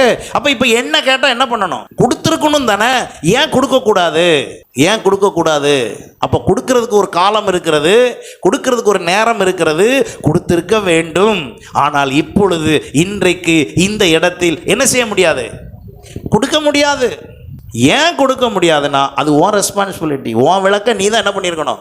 கவனமாக வச்சுருந்துருக்கணும். உன் விளக்க நீ அணைய விட்டுட்டு என் விளக்கு எரிஞ்சிக்கிட்டு இருக்கிறதுலேருந்து கொஞ்சம் சாயினா சாய்க்க முடியாது. கொஞ்சம் சாய்ச்சி எனக்கு கொஞ்சம் எண்ணெயை கொடுனா சாய்க்க முடியாது. வசனம் கேட்குறப்ப விழித்திருந்து நான் கேட்கணும். வசனம் கேட்குறப்ப தூங்கிவிட்டு ஊழியத்துக்கு வானா வராமல் இருந்துட்டு, ஜெபத்துக்கு வானா வராமல் இருந்துட்டு, ஆலயத்தில் வந்து ஒழுங்காக ரெஸ்பான்சிபிலிட்டியாக இல்லாமல் இருந்துட்டு, கடைசி நேரத்தில் பாஸ்டர் கொஞ்சம் சாக்கியலாம். யாருன்னு எனக்கு தெரியாதுங்க. என்ன பாஸ்டர் இவர் மோசமானவராக இருப்பார் போல், 20 வருஷம் சர்ச்சைக்கு போயிருக்கேன், என்ன சொல்லுதாரு? ஏங்க அவரே அப்படி சொல்லும் போது நானும் அப்படி தான் சொல்லுவேன். அவர் என்ன சொன்னார் பாருங்க. அவர் எப்படி சொன்னாராம் பாருங்க. ஆயத்தமாக இருந்தவர்கள் அவரோடு கூட கல்யாண வீட்டுக்குள் பிரவேசித்தார்கள். கதவும் என்ன செய்யப்பட்டதான்? அடைக்கப்பட்ட. 11ஆம் வசனம் பாருங்க. பின்பு மற்ற கன்னிகைகளும் வந்து ஆண்டவரே ஆண்டவரே எங்களுக்கு திறக்க வேண்டும் என்றார்கள். இந்த ஆண்டவரே ஆண்டவரேன்னவங்க யார் தெரியுமா? இவங்களும் ரொம்ப காலமாக யாரை மணவாளன்னு நினச்சிக்கிட்டு இருந்தவங்க தான். இயேசுவை மணவாளனாக நினச்சிக்கிட்டு இருந்தவங்க. இவங்களும் யாருக்காக தான் பிரயாசப்பட்டவங்க? ஆண்டவருக்காக பிரயாசப்பட்டவங்க. ஆனால் எங்கே போகல? காரணம் என்னன்னா, நான் வருவேன் போவேன், நினச்ச நேரம் இருப்பேன், பாஸ்டர் எதுவும் சொல்லக்கூடாது, நான் வந்தால் ஜெபம் பண்ணுவேன், ஜெபம் நம்ம கூட இருப்பேன், எப்படினாலும் இருந்துக்குவேன், என் விருப்பத்துக்கு தான் வாழ்வேன் ஒழிய பாஸ்டர் சொல்கிறபடியோ பைபிள் சொல்கிறபடியெல்லாம் திருந்தவும் முடியாது, மாறவும் முடியாது, எனக்கு இப்படி தான் முடியும் அப்படின்னு சொல்லிட்டு இருந்துட்டா மணவாளன் வரும்போது கதவை அடைச்சிருவார். அவர் என்ன சொன்னாராம் பதில் பாருங்கள். எனக்கு அதுதான் சில நேரத்தில் ஆண்டவர் இவ்வளவு ஸ்டபனாக பேசிடுவாரா, இவ்வளவு வைராக்கியமாக பேசிடுவாரா, இவ்வளோ தூரம் அவர் அன்பான தேவன் இப்படி பேசிடுவாரான்னா பேசுவார். ஏன்னா கொடுத்த வாய்ப்பு அப்படி, கொடுக்கப்பட்ட காலம் அப்படி. உங்களுக்காக ஆண்டவர் வைத்திருந்த அந்த கிருபையின் காலத்தில் சும்மா இருந்துவிட்டு ஆண்டவர் கொடுத்த வாய்ப்பெல்லாம் பயன்படுத்தாமல் இருந்துட்டு கடைசி நேரத்தில் வந்து ஆண்டவரே ஆண்டவரேன்னா அவர் சொல்கிறாரு. சிம்பிளாக ஒரு பதில் சொல்கிறாரு. Who are you? யார் நீங்கள்? என்ன பாஸ்டர் இப்படி தெரியாத மாதிரியே கேட்கீங்க? முத நீங்கள் ஸ்கூட்டர் வச்சுருக்கும் போது உங்களுக்கு 1 லிட்டர் பெட்ரோல் போட்டு உங்களை ஊழியத்துக்கு அனுப்புனதே நான் தான். So what? அதுக்காக என்ன? மெய்யாகவே சொல்லுதேன், சத்தியமாக உங்களை யாருன்னு எனக்கு இவ்வளவு மோசமாக பாஸ்டர் மாறுவார்னு தெரியல. நான் ஒன்று சொல்கிறேன் உங்களுக்கு. இப்போ ஒரு கதை. நீங்கள் எந்த அளவுக்கு சபையில் ரெஸ்பான்சிபிலிட்டியாக இருக்கீங்களோ அந்த அளவுக்கு தான் நான் உங்களை அறிவேன்.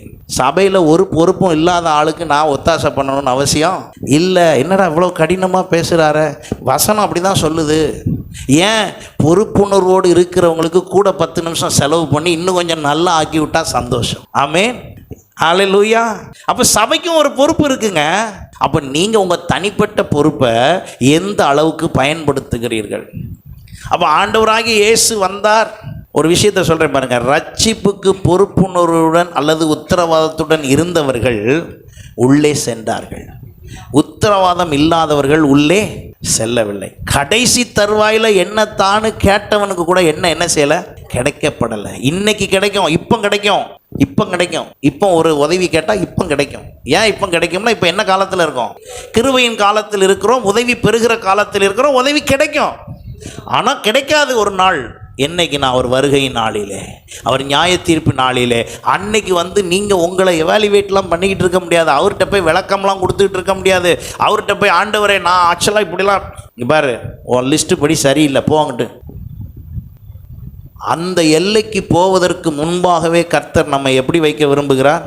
பொறுப்போடு வைக்க விரும்புகிறார். ஹல்லேலூயா, ஹல்லேலூயா. அங்கே சொல்லுகிறார், மெய்யாகவே உனக்கு சொல்லுகிறேன். இன்னொரு உதாரணத்தை அதே அதிகாரத்தில் 14ஆம் வசனத்திலிருந்து பாருங்க. பரலோக ராஜ்யம் புறதேசத்துக்கு பிரயாணமாய் போகிற ஒரு மனுஷன் தன் ஊழியக்காரரை அழைத்து தன் ஆஸ்திகளை அவர்கள் வசமாய் ஒப்பு கொடுத்தது போல் இருக்கிறது.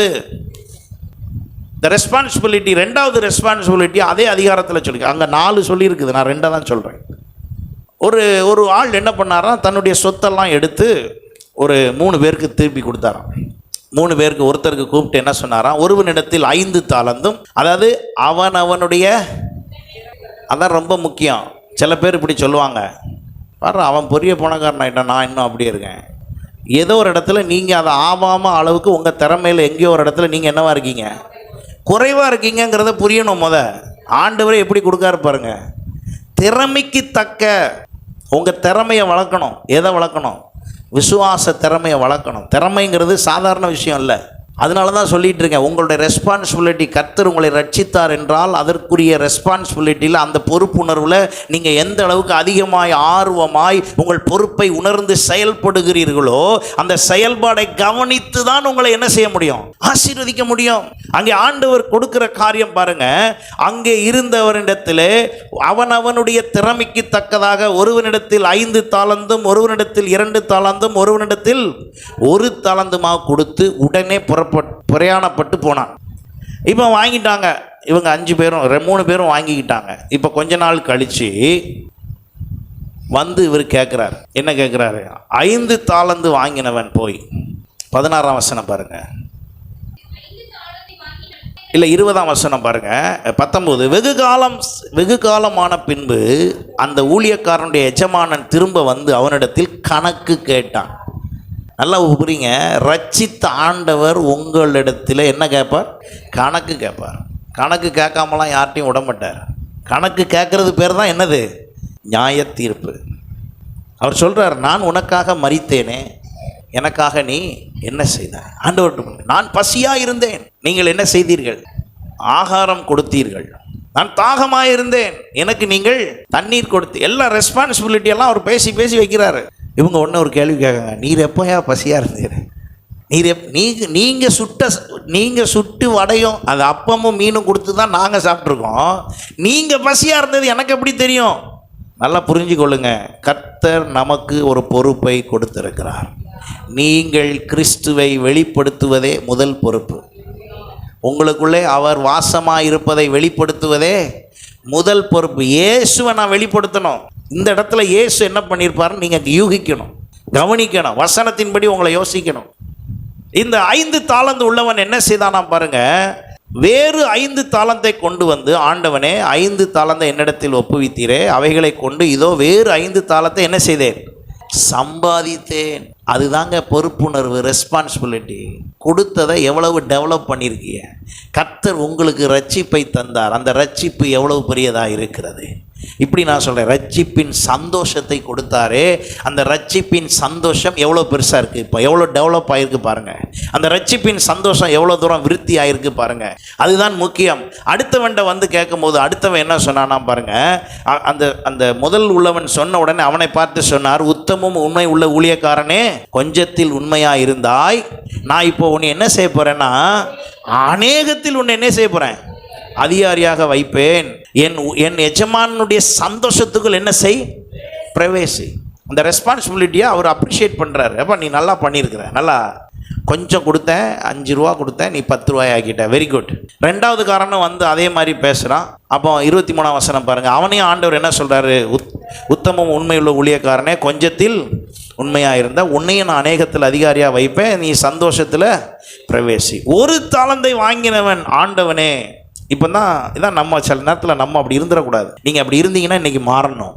1 தாலந்து வாங்கினவன் என்ன செய்தானா பாருங்கள், நீர் விதைக்காத இடத்தில் ஆண்டவருக்கே சட்டம் பேசி, ஆண்டவருக்கே அவர் வசனத்தையே அவர்கிட்ட விளக்கம் பேசி, நீர் அப்படி தெரியுங்களா இப்படி தெரியுங்களா, இங்கே பாரு, நான் உனக்கு கொடுத்ததை வச்சு நீ என்ன பண்ண, நான் உன்னை ரட்சித்தேன், நீ என்ன பண்ண, உனக்கு சில ஆப்ஷன் கொடுத்தேன், சில ஆப்பர்ச்சுனிட்டி கொடுத்தேன். அதாவது ஆப்ஷன் என்ன சொல்கிறது, வாய்ப்பு, சில வாய்ப்பு கொடுத்தேன், உனக்கு சில வாய்ப்பு கொடுத்து இப்படி இப்படி செய்யன்னு சொன்னேன். அந்த வாய்ப்பை பயன்படுத்தி என்ன பண்ண, இந்த கேள்வி தான் அவர் கேட்குறாரு. நம்ம உடனே பதில் என்ன சொல்கிறோம் பாருங்க, நீர் விதைக்காத இடத்தில் அறுக்கிறவரும். எத்தனை வசனம் வாசித்தேன்? 24. ஒரு தலந்தை வாங்கினவன் நீர் விதைக்காத இடத்தில் அறுக்கிறவரும் தெளிக்காத இடத்தில் சேர்க்கிறவருமான கடினமுள்ள மனுஷன் என்று அறிவேன். அப்போ நல்லா கவனிங்க, 3 பேர், 2 பேருக்கு ஏன் அது தெரியல? 2 பேருக்கு ஏன் தெரியலன்னா, 2 பேர் வாங்கினோமா, என்ன வாங்கியிருக்கோமோ அந்த வாங்கினதை வச்சு என்ன பொறுப்போடு நடக்கணுமோ அதோடு முடிச்சுட்டு போயிட்டான். இந்த ஒரு ஆள் மட்டும், ஆனால் இவன் செஞ்சது என்ன தெரியுமில்ல, இவன் போய் அதை புதைச்சி வச்சுட்டானான். புதைச்சி வச்சுட்டு இவன் பாட்டுக்கு அதில் பொறுப்பே இல்லாமல் திரிஞ்சுவிட்டு ஆண்டவர் கேட்கும் போது சொல்கிற பதில் இது. இவன் இஷ்டத்துக்கு போயிட்டான். அங்கே சொல்லப்பட்டிருக்கிறது, அவன் என்ன செய்தானா, அந்த காசை குறித்து எப்படி சொல்லுகிறான் பாருங்க. ஆகையால் நான் பயந்து போய் உமது தாளந்தை நிலத்தில் புதைத்து வைத்தேன், இதோ உம்முடையதை வாங்கி கொள்ளும் என்றான். நீர் என்ன கொடுத்தீரோ அதை திரும்ப தந்துடுறையா, வச்சுக்கோங்க. அவர் திரும்ப தர்றதுக்கு கேட்கல, அவர் கொடுத்ததே அவனுடைய திறமைக்கு தகுந்தால. இந்த விஷயத்தில், இந்த வசனத்தில் ஒரு முக்கியமான காரியத்தை உங்களுக்கு நான் சொல்லி கொடுக்க விரும்புகிறேன். அவன் சொல்லிவிட்டு அடுத்தது உடனே அவன் சொன்ன காரியம் பாருங்க. அப்பொழுது நீ என் பணத்தை காசுக்காரர் வசத்தில் போட்டு வைக்க வேண்டியதாக இருந்தது. பேங்க்லையாவது போட்டிருக்கலாமே. அப்பொழுது நான் என்னுடையதை வட்டியோடு வாங்கி கொள்வேனே என்று சொல்லி அவனிடத்தில் இருந்த தாளந்தை எடுத்து, இப்போ ஒருத்தண்ட எவ்வளோ இருக்கு, 10 தாலந்து உள்ளவனுக்கு கொடுங்கள் அப்படின்னு சொல்லிட்டு 29ஆம் வசனம் தாங்க உங்கள் ஆசீர்வாதத்தின் மைய கருத்து. நீங்கள் நல்லா இருக்கிறதும் இல்லாததும் இதில் தான் இருக்குது. என்ன சொல்லியிருக்குதுங்க? உள்ளவனுக்கு கொடுக்கப்படும். பொறுப்பு உள்ளவனுக்கு, பொறுப்புணர்வு உள்ளவனுக்கு, உத்தரவாதம் உள்ளவனுக்கு, ரெஸ்பான்ஸ் உள்ளவனுக்கு, நான் ரட்சிக்கப்பட்டேங்கிற புரிதல் உள்ளவர்களுக்கு, கர்த்தர் என் தேவன் என்பவர்களுக்கு, ஆண்டவருடைய அன்பு எனக்குள் இருக்கிறது என்பவருக்கு, தேவன் என்னை பயன்படுத்துகிறார் என்பவருக்கு, கர்த்தர் என்னை ஆசீர்வதிக்கிறார் என்பவருக்கு, என் ஆண்டவராகிய இயேசு என்னை சந்தித்திருக்கிறார், நான் அவருடைய பிள்ளை, நான் அவருடைய பிள்ளையாக இருக்கும்போது, நான் அவருடைய பிள்ளையாக இருக்கிற இந்த நிலைமையில் நான் அவரை வெளிப்படுத்துகிறேன் என்ற எண்ணம் உள்ளவனுக்கு, உள்ளவன் எவனோ அவனுக்கு என்ன செய்யப்படும்? கொடுக்கப்படும். அப்போ அவன் என்ன ஆவானா? பரிபூர்ணம் அடைவான். இல்லாதவன் இடத்திலிருந்து நீங்கள் எவ்வளவு பிரயாசாலம் முடியல அப்படின்னா என்ன அர்த்தம்னா, அங்கே முக்கியமானது இல்லை. உங்களை ஆசீர்வதிக்க முடியாமலாம் இல்லை, முக்கியமானது இல்லை. எதுக்கு உங்களை ரட்சித்தாரோ அந்த வேலையை செஞ்சீங்களா? எதுக்கு உங்களை அழைத்திருக்கிறார் கர்த்தர்? எல்லாரையும் விசேஷமாய் வைத்திருக்கிறாருங்க. இங்கே இருக்கிற யாரையும் சாதாரணமாலாம் வைக்கலை. எல்லாருக்கும் ஒரு ஸ்பெஷல் வச்சுருக்கிறார். எத்தனை பேர் அதை நம்புறீங்க? எல்லாருக்கும் ஒரு ஸ்பெஷல் இருக்குது. அந்த ஸ்பெஷல் படி தான் உங்களை என்ன செய்ய விரும்புகிறாரு? அவர் கொண்டு போக விரும்புகிறார். அப்படி கொண்டு போக விரும்பும்போது நீங்கள் அதை என்ன செஞ்சுருக்கீங்க? அதுதான் உள்ளவனுக்கு என்ன செய்யப்படும்? கொடுக்கப்படும். என்னது உள்ளவன்? ரெஸ்பான்சிபிலிட்டி. உத்தரவாதம் உள்ளவனுக்கு, பொறுப்புணர்வு உள்ளவனுக்கு என்ன செய்யப்படுமா? கொடுக்கப்படும். சரி, இல்லாதவனை விட்டுடலாம்ல. இல்லாதவனை அப்படியே விட மாட்டாரான். பொறுப்பு இல்லாத ஆள்கிட்டருந்து வாங்கி பொறுப்புள்ளவன்கிட்ட கொடுத்து நீ டெவலப் ஆகு, நல்லா ஆகும். பொறுப்பு இல்லாதவன் அப்படியே கிடக்கட்டும் அப்படின்னு யாரே செஞ்சிடறாமா? ஆண்டவரே செஞ்சிருவார். இன்றைக்கு ஒரு விஷயத்தை கற்றுக்கொள்ளுங்கள். உங்கள் வாழ்க்கையில் பொறுப்பு ரொம்ப அவசியம். பொறுப்பு நீங்கள் கிறிஸ்தவங்கிறதுல நிரூபிக்கிறது தான் பொறுப்பு. சிலுவை எது சிலுவை? நம்ம மாலை நம்முடைய இரவு ஜெபத்தில் நாம் அதை குறித்து இன்னும் தெளிவாக இந்த 2 நாட்கள் தியானிக்க போகிறோம். எது என்னுடைய சிலுவை? எங்கே நான் கிறிஸ்துவை நிரூபிக்க வேண்டும் இடத்தில் என் மாம்சத்தை கட்டுப்படுத்துகிறேனோ அதுதான் சிலுவை. அதுவே என்னுடைய சிலுவை. தன் சிலுவை எடுத்துக்கொண்டு என்று வேதம் சொல்லுகிறதே. என் சிலுவை என்ன? எனக்கு பாவம் செய்கிற சூழ்நிலை வரும் பொழுது அமைதியாக இருக்கிறேனா? என்னை சுற்றிலும் இருக்கிற விஷயங்கள் எனக்கு எதிராய் வரும் பொழுதும் நான் கிறிஸ்துவை பொருட்டு அமைதியாய் செல்லுகிறேனா? அப்படி செல்லுகிறது தான் என் சிலுவை. சகிக்க முடியாது, அந்த இடத்துல அது முடியாது, உண்மைதான். ஆனால் அதை நீங்கள் சகிப்பீர்கள் என்றால் சிலுவையை சுமந்ததாக அர்த்தம். அதன் நிமித்தமாய் நீங்கள் பாக்கியவான்களாக இருப்பீர்கள். அல்லேலூயா. அப்போ உள்ளவனுக்கு கொடுக்கப்படும், இல்லாதவனுக்கு உள்ளதும் எடுத்துக்கொள்ளப்படும். நிறையா விஷயம் பாருங்கள். உங்கள் கைக்கு எட்டினது, நம்ம சொல்லுவாங்கள்ல, கை கெட்டினது வாய் கெட்டல அப்படிங்கிற மாதிரி. அப்படின்னா என்ன அர்த்தம்? சில ஆசீர்வாதங்கள் எல்லாம் உங்களை நோக்கி பக்கத்தில் உங்கள் அருகில் அப்படியே வந்தது, என்ன செய்யாமல் போச்சு? அமையாமல் போச்சு, கிடைக்காம போச்சு, வராமல் போச்சு. ஏன்? காரணம், கர்த்தர் உங்கள் மீது வைத்த அந்த பொறுப்பு உணர்வை நீங்கள் என்ன செய்யவில்லை? அப்போ ஆண்டவர் என்ன பதில் சொன்னார் பாருங்க 30ஆம் வசனத்தில், பிரயோஜனமற்ற ஊழியக்காரனாகிய இவனை. திடீர்னு என்னன்னு பேசிட்டாரு? பிரயோஜனமற்றவன். ஏன்னா என்ன கொடுத்தாலும் சட்டம் பேசிக்கிட்டு இருக்காங்க. கீழ்ப்படிஞ்சு டக்குன்னு அடுத்த என்ன செய்யணுமோ அதை செஞ்சு டெவலப் ஆகிறத விட்டுட்டு என்னத்தையாவது ஒன்றை பேசிக்கிட்டு இருந்தால் பிரயோஜனமற்ற இவனை புறம்பான இருளிலே தள்ளி போடுங்கள், அங்கே அழுகையும் பற்கடிப்பும் உண்டாயிருக்கும் என்றான். தூக்கி ஓரமாக தூக்கி போடுங்க, வேண்டியதில்லை. இந்த ஆள் யாரை செய்கிறார் ஆண்டவர்? இவங்கெல்லாம் யாரு? பரலோக ராஜ்யத்தில் அந்த உதாரணத்தை சொல்லும்போது தெரியாதவர்கள் இல்லை, இவர்கள் எல்லாரும் தேவனை தெரிந்தவர்கள். அல்லேலூயா. இன்னைக்கு நம்மிடத்தில் ஆண்டவர் பொறுப்பை கொடுத்திருக்கிறார். இரண்டாவதாக வேகமாக 2 தீமோத்தேயு 1ஆம் அதிகாரத்திலிருந்து 6ஆம் வசனம் வரை குடும்ப பொறுப்புணர்வை கர்த்தர் நமக்கு கொடுத்திருக்கிறார். இந்த ஃபேமிலி ரெஸ்பான்சிபிலிட்டி. குடும்ப பொறுப்பு என்ன அப்படின்னா, உங்கள் குடும்பத்திலே பிள்ளைகளை கொடுத்திருக்கிறார். ஒருவேளை உங்கள் குடும்பத்திலே பிள்ளைகள் இல்லாமல் இருக்கலாம். சபையிலே கொடுக்கப்பட்டிருக்கிற பிள்ளைகளும் உங்கள் பிள்ளைகளை போன்றவர்கள் தான். இப்போ அங்கே ஒரு உதாரணம், தீமோத்தேயுவை உதாரணப்படுத்த விரும்புகிறேன். தீமோத்தேயு குறித்து எழுதப்பட்டிருக்கிறது. தீமோத்தேயு யார் என்றால், அவன் பவுலினுடைய ஒரு சீஷனாக இருக்கிறான், அல்லது பவுலுடைய வழிகாட்டியாக இருக்கிறான். அப்போ அந்த தீமோத்தேயு எப்படி இப்படிப்பட்டவனாய் மாறினான்? இப்போ உங்கள் பேரண்ட்ஸ் ரெஸ்பான்சிபிலிட்டி. அடுத்த வாரம் நான் இன்னும் விளக்கமாக இதை குறித்து பேசுகிறேன். இந்த இடத்துல முதல்ல சொன்ன பர்சனல் ரெஸ்பான்சிபிலிட்டி, தனிநபர் பொறுப்புணர்வு. இது ரெண்டையும் ஆண்டவர் தனிநபராக ஒரு 10 கன்னிகைக்கு ஒப்பிட்டார், தாளந்துகளை கொடுத்து ஒப்பிட்டார். இப்போ குடும்ப ரெஸ்பான்சிபிலிட்டி, ஃபேமிலி ரெஸ்பான்சிபிலிட்டி. உங்களுக்கு ஆண்டவர் பிள்ளைகளை கொடுக்குறார். இப்போ நல்லா கவனிங்க, அந்த பிள்ளைகளை யார் தான் வளர்க்கணும்? யாருடைய பொறுப்பு? அது பெற்றோருடைய பொறுப்பு. காரணம் யாரையும் சொல்லக்கூடாது. சில பேர் தாத்தா பாட்டி மாமா அத்தை எல்லாரையும் குறை சொல்லுவாங்க. எல்லாம் இவங்க தான் செல்லம் கொடுத்து, அதெல்லாம் வேதத்தில் செல்லாது. வேதத்தில் அதெல்லாம் செல்லாது. யார் பொறுப்பும் கிடையாது, பேரண்ட்ஸ் பொறுப்பு தான். நான் அடுத்த வாரம் உங்களுக்கு ஒரு கணக்கு சொல்கிறேன். அந்த கணக்கு 18 வயசுக்குள்ளே உங்கள் பிள்ளையை நீங்கள் கரெக்டாக செயல்படுத்தலைன்னா அது என்ன ஆகுங்கிற விவரத்தோட டேட்டா பேஸோடு உங்களுக்கு நான் பேசுகிறேன். இந்த விஷயத்தில் கவனிங்க. இப்போ நம்ம தீமோத்தேயுனுடைய குடும்பம் எப்படி செயல்பட்டது, அந்த ரெஸ்பான்சிபிலிட்டியை பார்த்து நம்ம குடும்பத்தை ஒப்பிடுவோம். அங்கே அவர் அப்படியே சொல்லிக்கொண்டே வருகிறார். என்ன சொல்லுகிறார்? 2ஆம் வசனத்தில் பாருங்கள், பிரியமுள்ள குமாரனாகிய தீமோத்தேயுக்கு எழுதுகிறதாவது அப்படின்னு எழுதிட்டு, பிதாவாகிய தேவனாலும் நம்முடைய கர்த்தராகிய இயேசு கிறிஸ்துவினாலும் கிருபையும் இரக்கமும் சமாதானமும் உண்டாவதாக அப்படின்னு சொல்லி ஒன்னொன்னையாக சொல்லிட்டு வந்து 4ஆம் வசனம் பாருங்கள், உன்னில் உள்ள மாயமற்ற விசுவாசத்தை நினைவு கூறுதலினால் என் முன்னோர்கள் முதற்கொண்டு சுத்த மனசாட்சிகளோடு ஆராதித்து வரும் தேவனை நான் ஸ்தோத்தரிக்கிறேன். இந்த தீமோத்தேயுக்குள்ள என்ன விசுவாசம் இருந்துச்சாம்? மாயமற்ற விசுவாசம். என்ன விசுவாசம்? மாயமற்ற விசுவாசம்னா என்ன அர்த்தம்?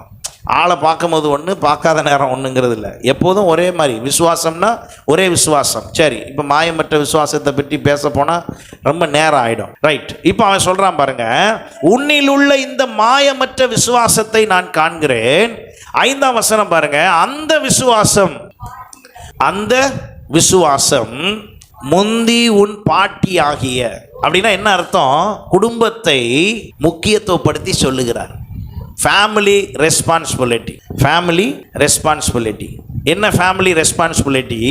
முந்தி உன் பாட்டி ஆகிய லோவிசாலுக்குள்ளும் உன் தாகையாகிய ஐனிகேயாளுக்குள்ளும் நிலைத்திருந்தது. அல்லேலூயா. அந்த வசனம் தெளிவாக வாசிக்கிறீங்களா? அந்த விசுவாசம் முந்தி உன் பாட்டிகிட்ட இருந்துச்சு, அப்புறம் உன் தாயினிடத்தில் இருந்தது. அந்த விசுவாசம் மாயமற்றதாக இப்போ யார்கிட்ட பார்க்குறேன்? உனக்குள்ளும் பார்க்குறேன். பெற்றோரே கவனியுங்கள்.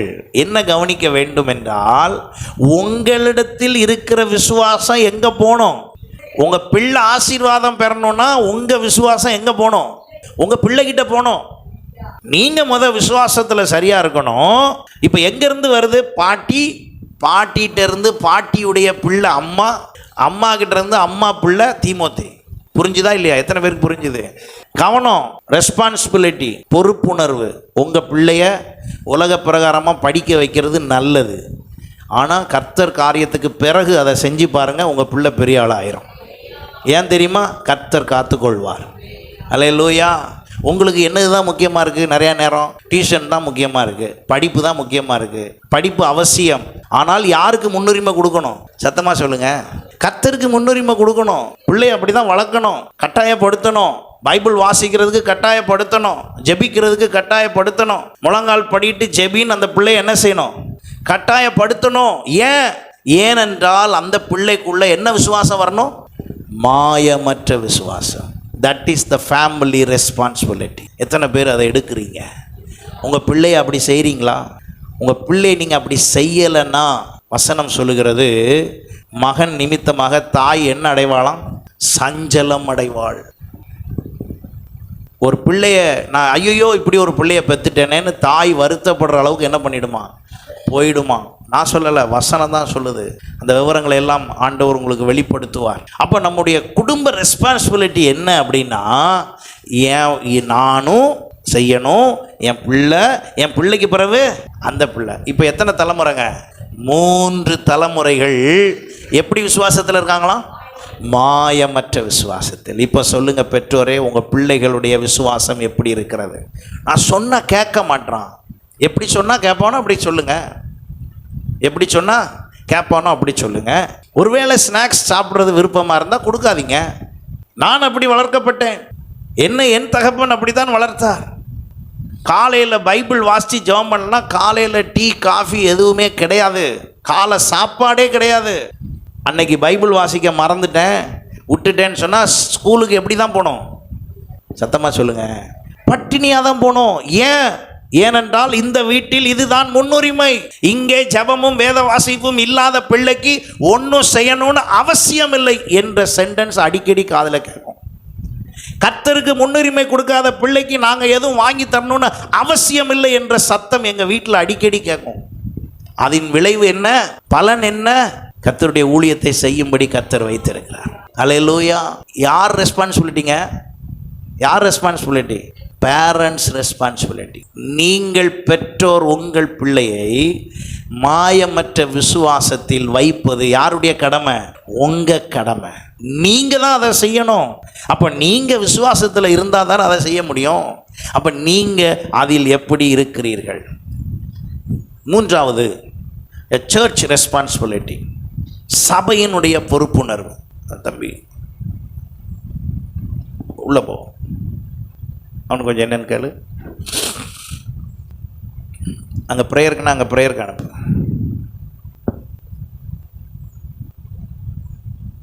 அங்கே போச்சொல்லு, கிட்ஸ் சர்ச்சுக்கு போச்சொல்லு.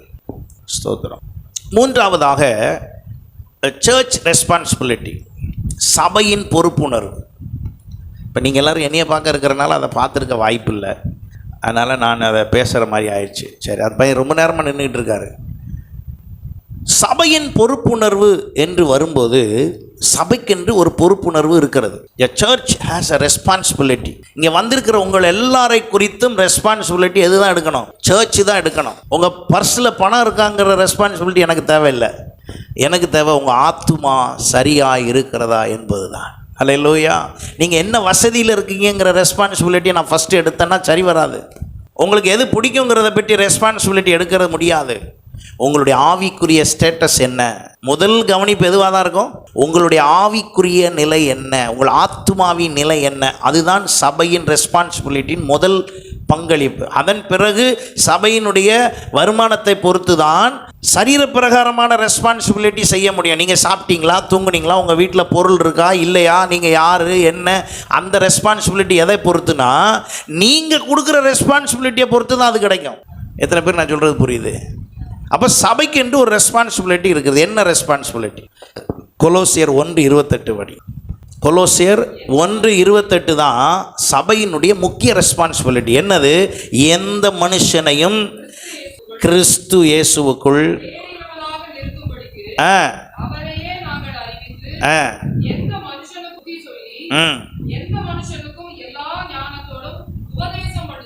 இதுதான் சபையினுடைய ரெஸ்பான்சிபிலிட்டிங்க. சபை இதை தான் செய்யும். செய்தான் நீங்கள் கவனிச்சுக்கோங்க. செய்கிற சபைக்கு எப்படி நீங்கள் ரெஸ்பான்சிபிலிட்டியாக இருக்கணுமோ அப்படி இருந்துக்கணும். சபை செய்யலைன்னா சொல்லணும், பாஸ்டர் முக்கிய வேலை இது பாஸ்டர், அதை விட்டுட்டு என்னமோ செய்றீங்க அப்படின்னு சொல்லணும். பர்சனலாக வந்து இப்படி பேசிகிட்டு இருக்கும்போது எஞ்சிடாதீங்க, பர்சனலாக வந்து சொல்லலாம். தவறில்லை. ஆனால் இது இருக்கான்னு கவனிக்கணும். எந்த மனுஷனையும் யாருக்குள்ள? கிறிஸ்து இயேசுவுக்குள் தேறினவனாக நிறுத்தும்படி. அப்போ கவனம் ஃபுல்லாக என்னது? நீங்கள் எல்லாரும் என்ன ஆகணும்? கிறிஸ்து இயேசுவுக்குள்ள. ஆமாம், இங்கே வந்து பாஸ்டர் பாட்டு பாடுறதையும் பிரசங்கம் பண்ணுறதையும் பார்த்துட்டு கேட்டுட்டு போகிறதுக்கு இல்லை. உள்ளே வர்ற அவ்வளோ பெரியும் நாங்கள் கிறிஸ்து இயேசுக்குள்ளே என்ன ஆகணுமா? தேறினவர்கள். ஆங்கிலத்தில் என்ன சொல்வீங்க அதை? தேறினவர்கள்னு சொல்கிறதுக்கு வெல் ட்ரெயின்டு. நீங்கள் எல்லாரும் கிறிஸ்துவுக்குள்ளே என்ன ஆக்கப்படணும்? Well trained ஆக்கப்படணும். அதுதான் சபையின் நோக்கம். சபை ரெஸ்பான்சிபிலிட்டி அதுதான். அதில் நோ காம்ப்ரமைஸ். இதை சில வேளையிலே அன்போடு சொல்லுகிறது போல இருக்கும், சில வேளையிலே கொஞ்சம் வருத்தமாக சொல்கிற மாதிரி இருக்கும். சில நேரம் நாங்கள் சொல்கிறதே உங்களுக்கு என்ன ஆகி போயிடும்? கோபமாக போயிடும், வருத்தமாக போயிடும். அதை பற்றி சபை கவலைப்பட வேண்டிய அவசியம் இல்லை. காரணம், திருந்த வேண்டியது யார் தான்? நீங்கள் தான் திருத்திக்கணும், சரி பண்ணிக்கணும் சில விஷயம். அந்த ஏன்னா இங்கே முக்கியம் என்னது தான்? சென்டர் பாயிண்ட் என்னது? சென்டர் பாயிண்ட் என்னது? கிறிஸ்து இயேசுவுக்குள். கிறிஸ்து இயேசு பேசப்பட்டால், போதிக்கப்பட்டால் ஒரு குறை இல்லை. காரணம், அவரையே அன்றி வேற ஒன்றையும் இங்கே என்ன செய்ய முடியாது? அறிவிக்க முடியாது, பேச முடியாது. இயேசு கிறிஸ்து செருப்பு என்ன மிருகத்தில் செஞ்சதுன்னு கேள்வி கேட்டீங்கன்னா நோ நீட் ஆன்சர். உங்களுக்கு அது தேவையில்லாத விஷயம். இங்கே தேவை என்னது தான்? கிறிஸ்து இயேசு. எத்தனை பேர் நான் சொல்கிறது புரியுது? அதை பற்றிய விளக்கம்லாம் தேவையில்லை. அந்த இயேசுவினுடைய சிலுவை என்ன மரத்தில் செஞ்சது, அது எத்தனை கிலோ இருக்கும், அது என்ன, அதெல்லாம் நமக்கு தேவையில்லை. எத்தனை பேர் நான் சொல்கிறது புரியுது? ஏன் தேவையில்லைன்னா அர்த்தம் என்னென்னா, அது கற்றுக்கொள்ளலாம், தவறில்லை. ஆனால் மையம், முன்னுரிமை என்னது? இயேசு. நீங்கள் அதை பற்றி பேசுகிறவர்களா? அப்படியானால் நீங்கள் என்னுடைய பெஸ்ட் ஃப்ரெண்ட். சபையிலே நீங்கள் முன்னுரிமைப்படுத்தப்படுவீர்கள்.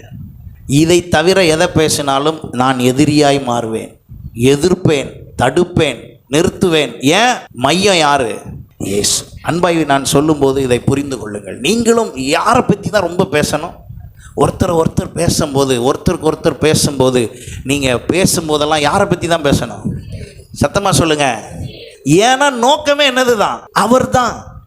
அவரை பற்றி பேசுவதற்கு தடை ஒன்றும் இல்லை, எந்த தடையும் இல்லை. வேதத்தில் ஆதியாமத்திலிருந்து வெளிப்படுத்தல் வரைக்கும் பார்த்தீங்கன்னா இதுதான் பாவத்தை பற்றி சொல்லுச்சு, இதுதான் அக்கிரமத்தை பற்றி சொல்லிச்சு, இதுதான் அநியாயத்தை பற்றி சொல்லிச்சு, இதுதான் எல்லாத்த பற்றியும் சொல்லிச்சு. அது அவ்வளோ எதில் இருக்குது? நான் சொன்ன அவ்வளோ எதில் இருக்குது? இதில் இருக்குது. அது ஏன் சொல்லியிருக்குன்னு விளக்கம் பேசக்கூடாது. நம்ம பேச வேண்டியது யாரை தான்?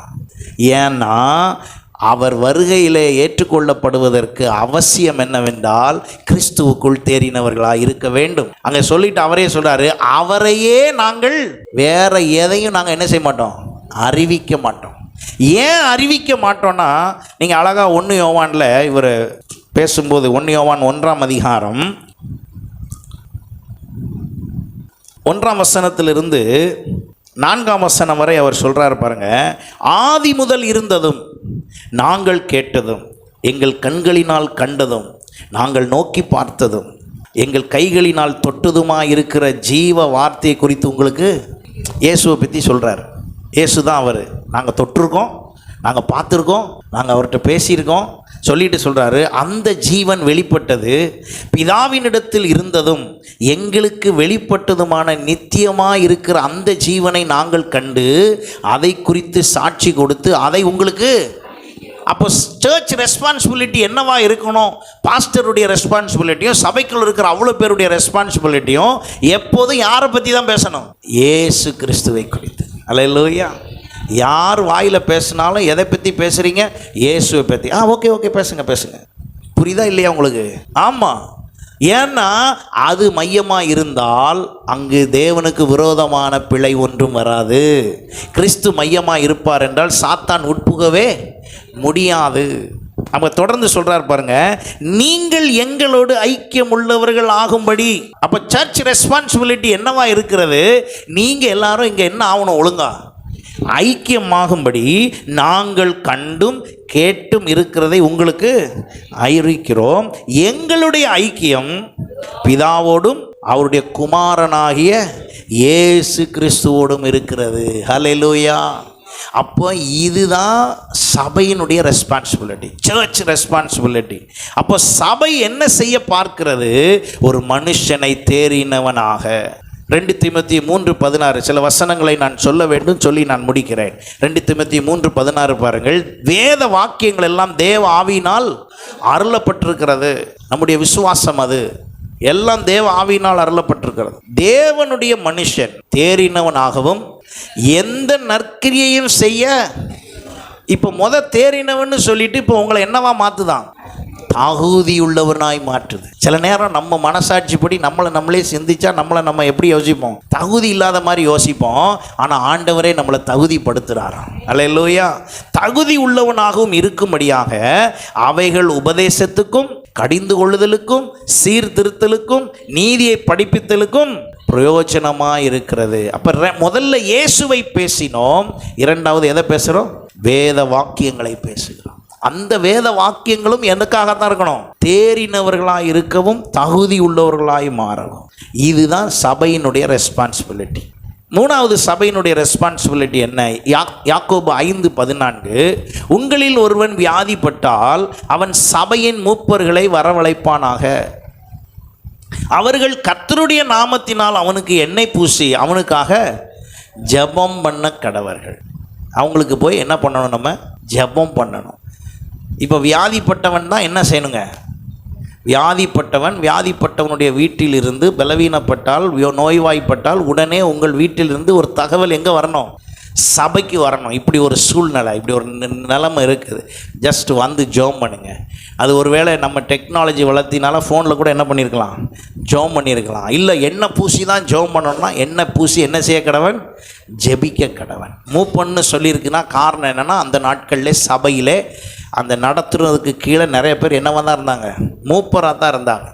ஏனென்றால் அங்கே பாஸ்டர் என்ற ஒரு நிலைமையிலே ஒரு நபரை வைக்க முடியாத நிலை. ஆகையினாலே பவுல் என்ன செய்தார்? எல்லா பக்கமும் யாரை தான் வச்சுருந்தார்? மூப்பர்களை வைத்திருந்தார். அப்படின்னா என்ன அர்த்தம்னா, உங்களில் இருக்கிறவங்களே நீங்களே இதை என்ன செய்கிறது? செயல்படுத்துவது, நடத்துவது.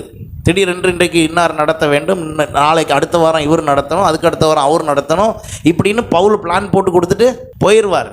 அவங்க தான் வீடுகள் தோறும் எல்லாத்தையும் செய்து செயல்படுத்தினார்கள். ஆகையினால தான் அந்த வார்த்தை மூப்பர் என்று போடப்பட்டிருக்கு. இப்படி தான் சபை தன்னுடைய உத்தரவாதத்தில், பொறுப்புணர்வில் இருந்து அது செயல்படுகிறது. ஹல்லேலூயா. அப்போ சபையாகிய சரீரத்திற்கு கிறிஸ்துவே என்னவா இருக்கிறார்? தலையாக இருக்கிறார். கொலோசியர் 1:18 சொல்லுகிறது, எல்லாவற்றிலும் முதல்வராய் இருக்கும்படி அவரே ஆதியும் மரித்தோரிலிருந்து எழுந்த முதற் பேரானவருமாய் இருக்கிறார். தொடர்ந்து அநேக விஷயங்கள் உண்டு. நம் வரும் நாட்களில் நாம் தியானிப்போம். கர்த்தர் நம்மோடு இருந்து நம்மை ஆசீர்வதிப்பார். ஹல்லேலூயா. கடைசியாக எபேசியர் 4:12 15 வரை, எபேசியர் 5:27 இதை மட்டும் வாசித்து நாம் முடிப்போம். பரிசுத்தவான்கள் சீர்பொருந்தும் பொருட்டு, த சர்ச் ரெஸ்பான்சிபிலிட்டி, சபையினுடைய பொறுப்புணர்வு என்ன? எபேசியர் 4:12 பரிசுத்தவான்கள் சீர்பொருந்தும் பொருட்டு சுவிசேஷ ஊழியத்தின் வேலைக்காகவும் கிறிஸ்துவின் சரீரமாகிய சபையானது பக்தி விருத்தி அடைவதற்கும். நல்லா கவனிங்க, கிறிஸ்துவின் சபையானது, சரீரமாகிய சபையானது. சபையை சொல்லும்போது என்னன்னு தான் சொல்லி வருது? சரீரமாகிய சபை. இங்கே வந்திருக்கிற நம்ம எல்லாரும் சரீரமாகிய சபை. சரீரமாகிய சபையானது பக்தி விருத்தி அடைவதற்காகவும் அவர் சிலரை அப்போஸ்தலர்களாகவும், சிலரை தீர்க்கதரிசிகளாகவும், சிலரை சுவிசேஷகர்களாகவும், சிலரை மேய்ப்பராகவும், சிலரை போதகராகவும் ஏற்படுத்தினார். நாம் இனி குழந்தைகளாயிராமல் மனுஷனுடைய சூதும் வஞ்சகத்துக்கு ஏதுவான தந்திரமுள்ள போதகமாகிய பலவித காற்றினாலே அலைகள் போல அடிபட்டு அலைகிறவர்களாயிராமல் அன்புடன் சத்தியத்தை கைக்கொண்டு தலையாகிய கிறிஸ்துவுக்குள் எல்லாவற்றிலேயும் நாம் வளருகிறவர்களாய் இருக்கும்படி அப்படி செய்தார். இந்த 5 ஊழியமும் எங்கே இருக்கணும்னா சர்ச்சுக்கு உள்ளே இருக்கணும், சர்ச்சுக்காக இருக்கணும், சர்ச்சை சார்ந்ததாக இருக்கணும். அப்போஸ்தலர், சுவிசேஷகர், இவங்க 2 பேருடைய ஊழியம் எங்கே? சபைக்கு வெளியே, சபைக்காக. இன்றைக்கி நிறையா சுவிசேஷ ஊழியங்கள் சபை சம்பந்தமாக இல்லாமலே இருக்குது. கடைசி நேரத்தில் தட்டுனா ஆண்டவர் பதில் சொல்லிட்டு போகிறாரு, நம்ம அதில் போக வேண்டாம். அப்போது சபை சார்ந்து இல்லாத, அப்போ அப்போஸ்தலர், சுவிசேஷகர், இவங்க 2 பேர் வேலை என்ன? சபைக்கு வெளியே இருந்து ஜனங்களுக்கு சுவிசேஷம் அறிவித்து சுவிசேஷகர்களுடைய வேலை என்ன? சுவிசேஷம் அறிவிப்பது. அவங்க உபதேசம் பண்ணக்கூடாது, ஆவிக்குரிய வளர்ச்சியை பற்றி பேசக்கூடாது. அவங்களுக்கு அது அதிகாரம் இல்லை. அந்த ஊழியத்தில் உள்ளவர்களுக்கு வேதம் தெளிவாய் சொல்லுகிறது. அவங்க 2 பேரும் வெளியே இருந்து சபைக்காக பேசணும். அவங்க சபைக்கு ஜனங்களை அனுப்புறதுக்கு உள்ள வேலை பார்க்கணும். சபைக்கு உள்ள யார் இருப்பா? தீர்க்கதரிசிகள், மேய்ப்பர்கள், போதகர்கள். இவங்க 3 பேரும் சபைக்கு உள்ளே இருந்து பக்தி விருத்திக்கான காரியத்தை செய்வார். இந்த 5 ஊழியமும் எதை சார்ந்தது? சபையை சார்ந்தது. அதனால தான் ஆரம்பத்தில் சொன்னேன், எந்த ஊழியமும் சபை இல்லாமல் செய்த அந்த ஊழியம் வேதத்தால் அங்கீகரிக்கப்படாத ஊழியம். அந்த ஊழியம் சபை சார்ந்ததாக இருக்க வேண்டும், சபையிலே பொறுப்புணர்வாக இருக்க வேண்டும். நீங்கள் ஒருவேளை பல ஊழியங்களை தாங்குகிறவர்களாக இருக்கலாம். ஆனால் எந்த ஊழியத்தை எங்கே தாங்கினாலும் உங்கள் சபை பாஸ்டர் தான் உங்களுக்கு வர முடியும். நீங்கள் தாங்குகிற எவரும் உங்களை தேடி என்ன செய்ய மாட்டாங்க, வரமாட்டாங்க. உங்கள் சபையை தவிர எங்கே நீங்கள் காணிக்கை அனுப்புனாலும் அதனால் உங்களுக்கு எந்த பிரயோஜனமும் வராது, எந்த ரெஸ்பான்சிபிலிட்டி என்ன செய்யாது, வராது. சபை தான் நமக்கு முக்கியம். நீங்கள் இங்கே வருகிற திருவிருந்தில் பங்கு பெறுகிற அத்தனை பேரும் எங்கே தான் ரெஸ்பான்சிபிலிட்டியாக இருக்கணும்? இந்த சபையில் ரெஸ்பான்சிபிலிட்டியாக இருக்க வேண்டும். நாம் எல்லாரும் சேர்ந்து ஒரே ரெஸ்பான்சிபிலிட்டியாக எல்லாரையும் என்ன செய்ய பார்க்குறோம்? தேறினவர்களாய் நிறுத்த பார்க்குறோம். அந்த போதகர் சொல்லிவிட்டு சொன்ன காரியம் இவ்வளவு அறியாமையாக இருந்து இவ்வளவு செய்து, அப்போ அவர் கேட்டாராம், எல்லாம் முடிந்த பிறகு, அடக்கம்லாம் முடிந்த பிறகு கேட்டாராம், எத்தனை ஆண்டு நீங்கள் இப்படி செய்கிறீர்கள்? அவர்கள் சொன்னார்களாம், 10 ஆண்டுக்கு மேலே அப்படி செய்கிறான். 10 ஆண்டு மாதம்னா என்ன ஆச்சு பாருங்க. ஆனால் சபைக்கு என்ன செய்வார்கள் என்று சொன்னால், சபைக்கு அவர் சொன்னார் 1000 ரூபா காணிக்க கொடுப்பாங்க. ஆனால் கடைசியில் யாருடைய உதவி தான் நாடப்பட்டது? சபை தான் எல்லாம் செய்தது கடைசி வரை நின்று. இன்றைக்கி நிறைய பேருடைய ரெஸ்பான்சிபிலிட்டி புரிய தெரில. சபைனா என்னன்னே புரிய தெரில. சபை தான் தேவனுடைய வருகையில் எடுத்துக்கொள்ளப்படும். அல்லேலூயா. சபை அல்லாத எந்த ஊழியமும் தேவனுடைய வருகையில் எடுத்துக்கொள்ளப்பட முடியாது. இது நான் வேத ஆதாரத்தோடு சொல்லுகிறேன். அதனால சர்ச் ரெஸ்பான்சிபிலிட்டி என்று ஒன்று இருக்கிறது. நீங்கள் இந்த சபையிலே அங்கமாக இந்த சபையிலே வந்து திருவிருந்தில் பங்கு பெறுவீர்கள் என்றால் எங்களுடைய கடமை உங்களை கிறிஸ்துவுக்குள் தேறினவர்களாக நிறுத்துவது. ஹல்லேலூயா. அப்படி செய்கிற அந்த செயலுக்காக நீங்கள் செய்ய வேண்டியது, உங்களுடைய ரெஸ்பான்சிபிலிட்டி என்ன? நீங்கள் பங்கு பெறுவது, சரியான நேரத்துக்கு வந்து பங்கு பெறுவது, நீங்கள் புதிய ஆத்துமாக்களை அழைத்து வருவது, உங்களுடைய உச்சிதமான ஆண்டவர் உங்களுக்கு கொடுக்குற ஆசீர்வாதத்தின் மூலமாக இந்த சபையை வளரச் செய்வது, செழிக்க செய்வது, அதற்குரிய வசனத்துக்கு கீழ்ப்படிந்து காணிக்கை தசமபாகங்கள் செலுத்துவது. இது உங்கள் ரெஸ்பான்சிபிலிட்டி.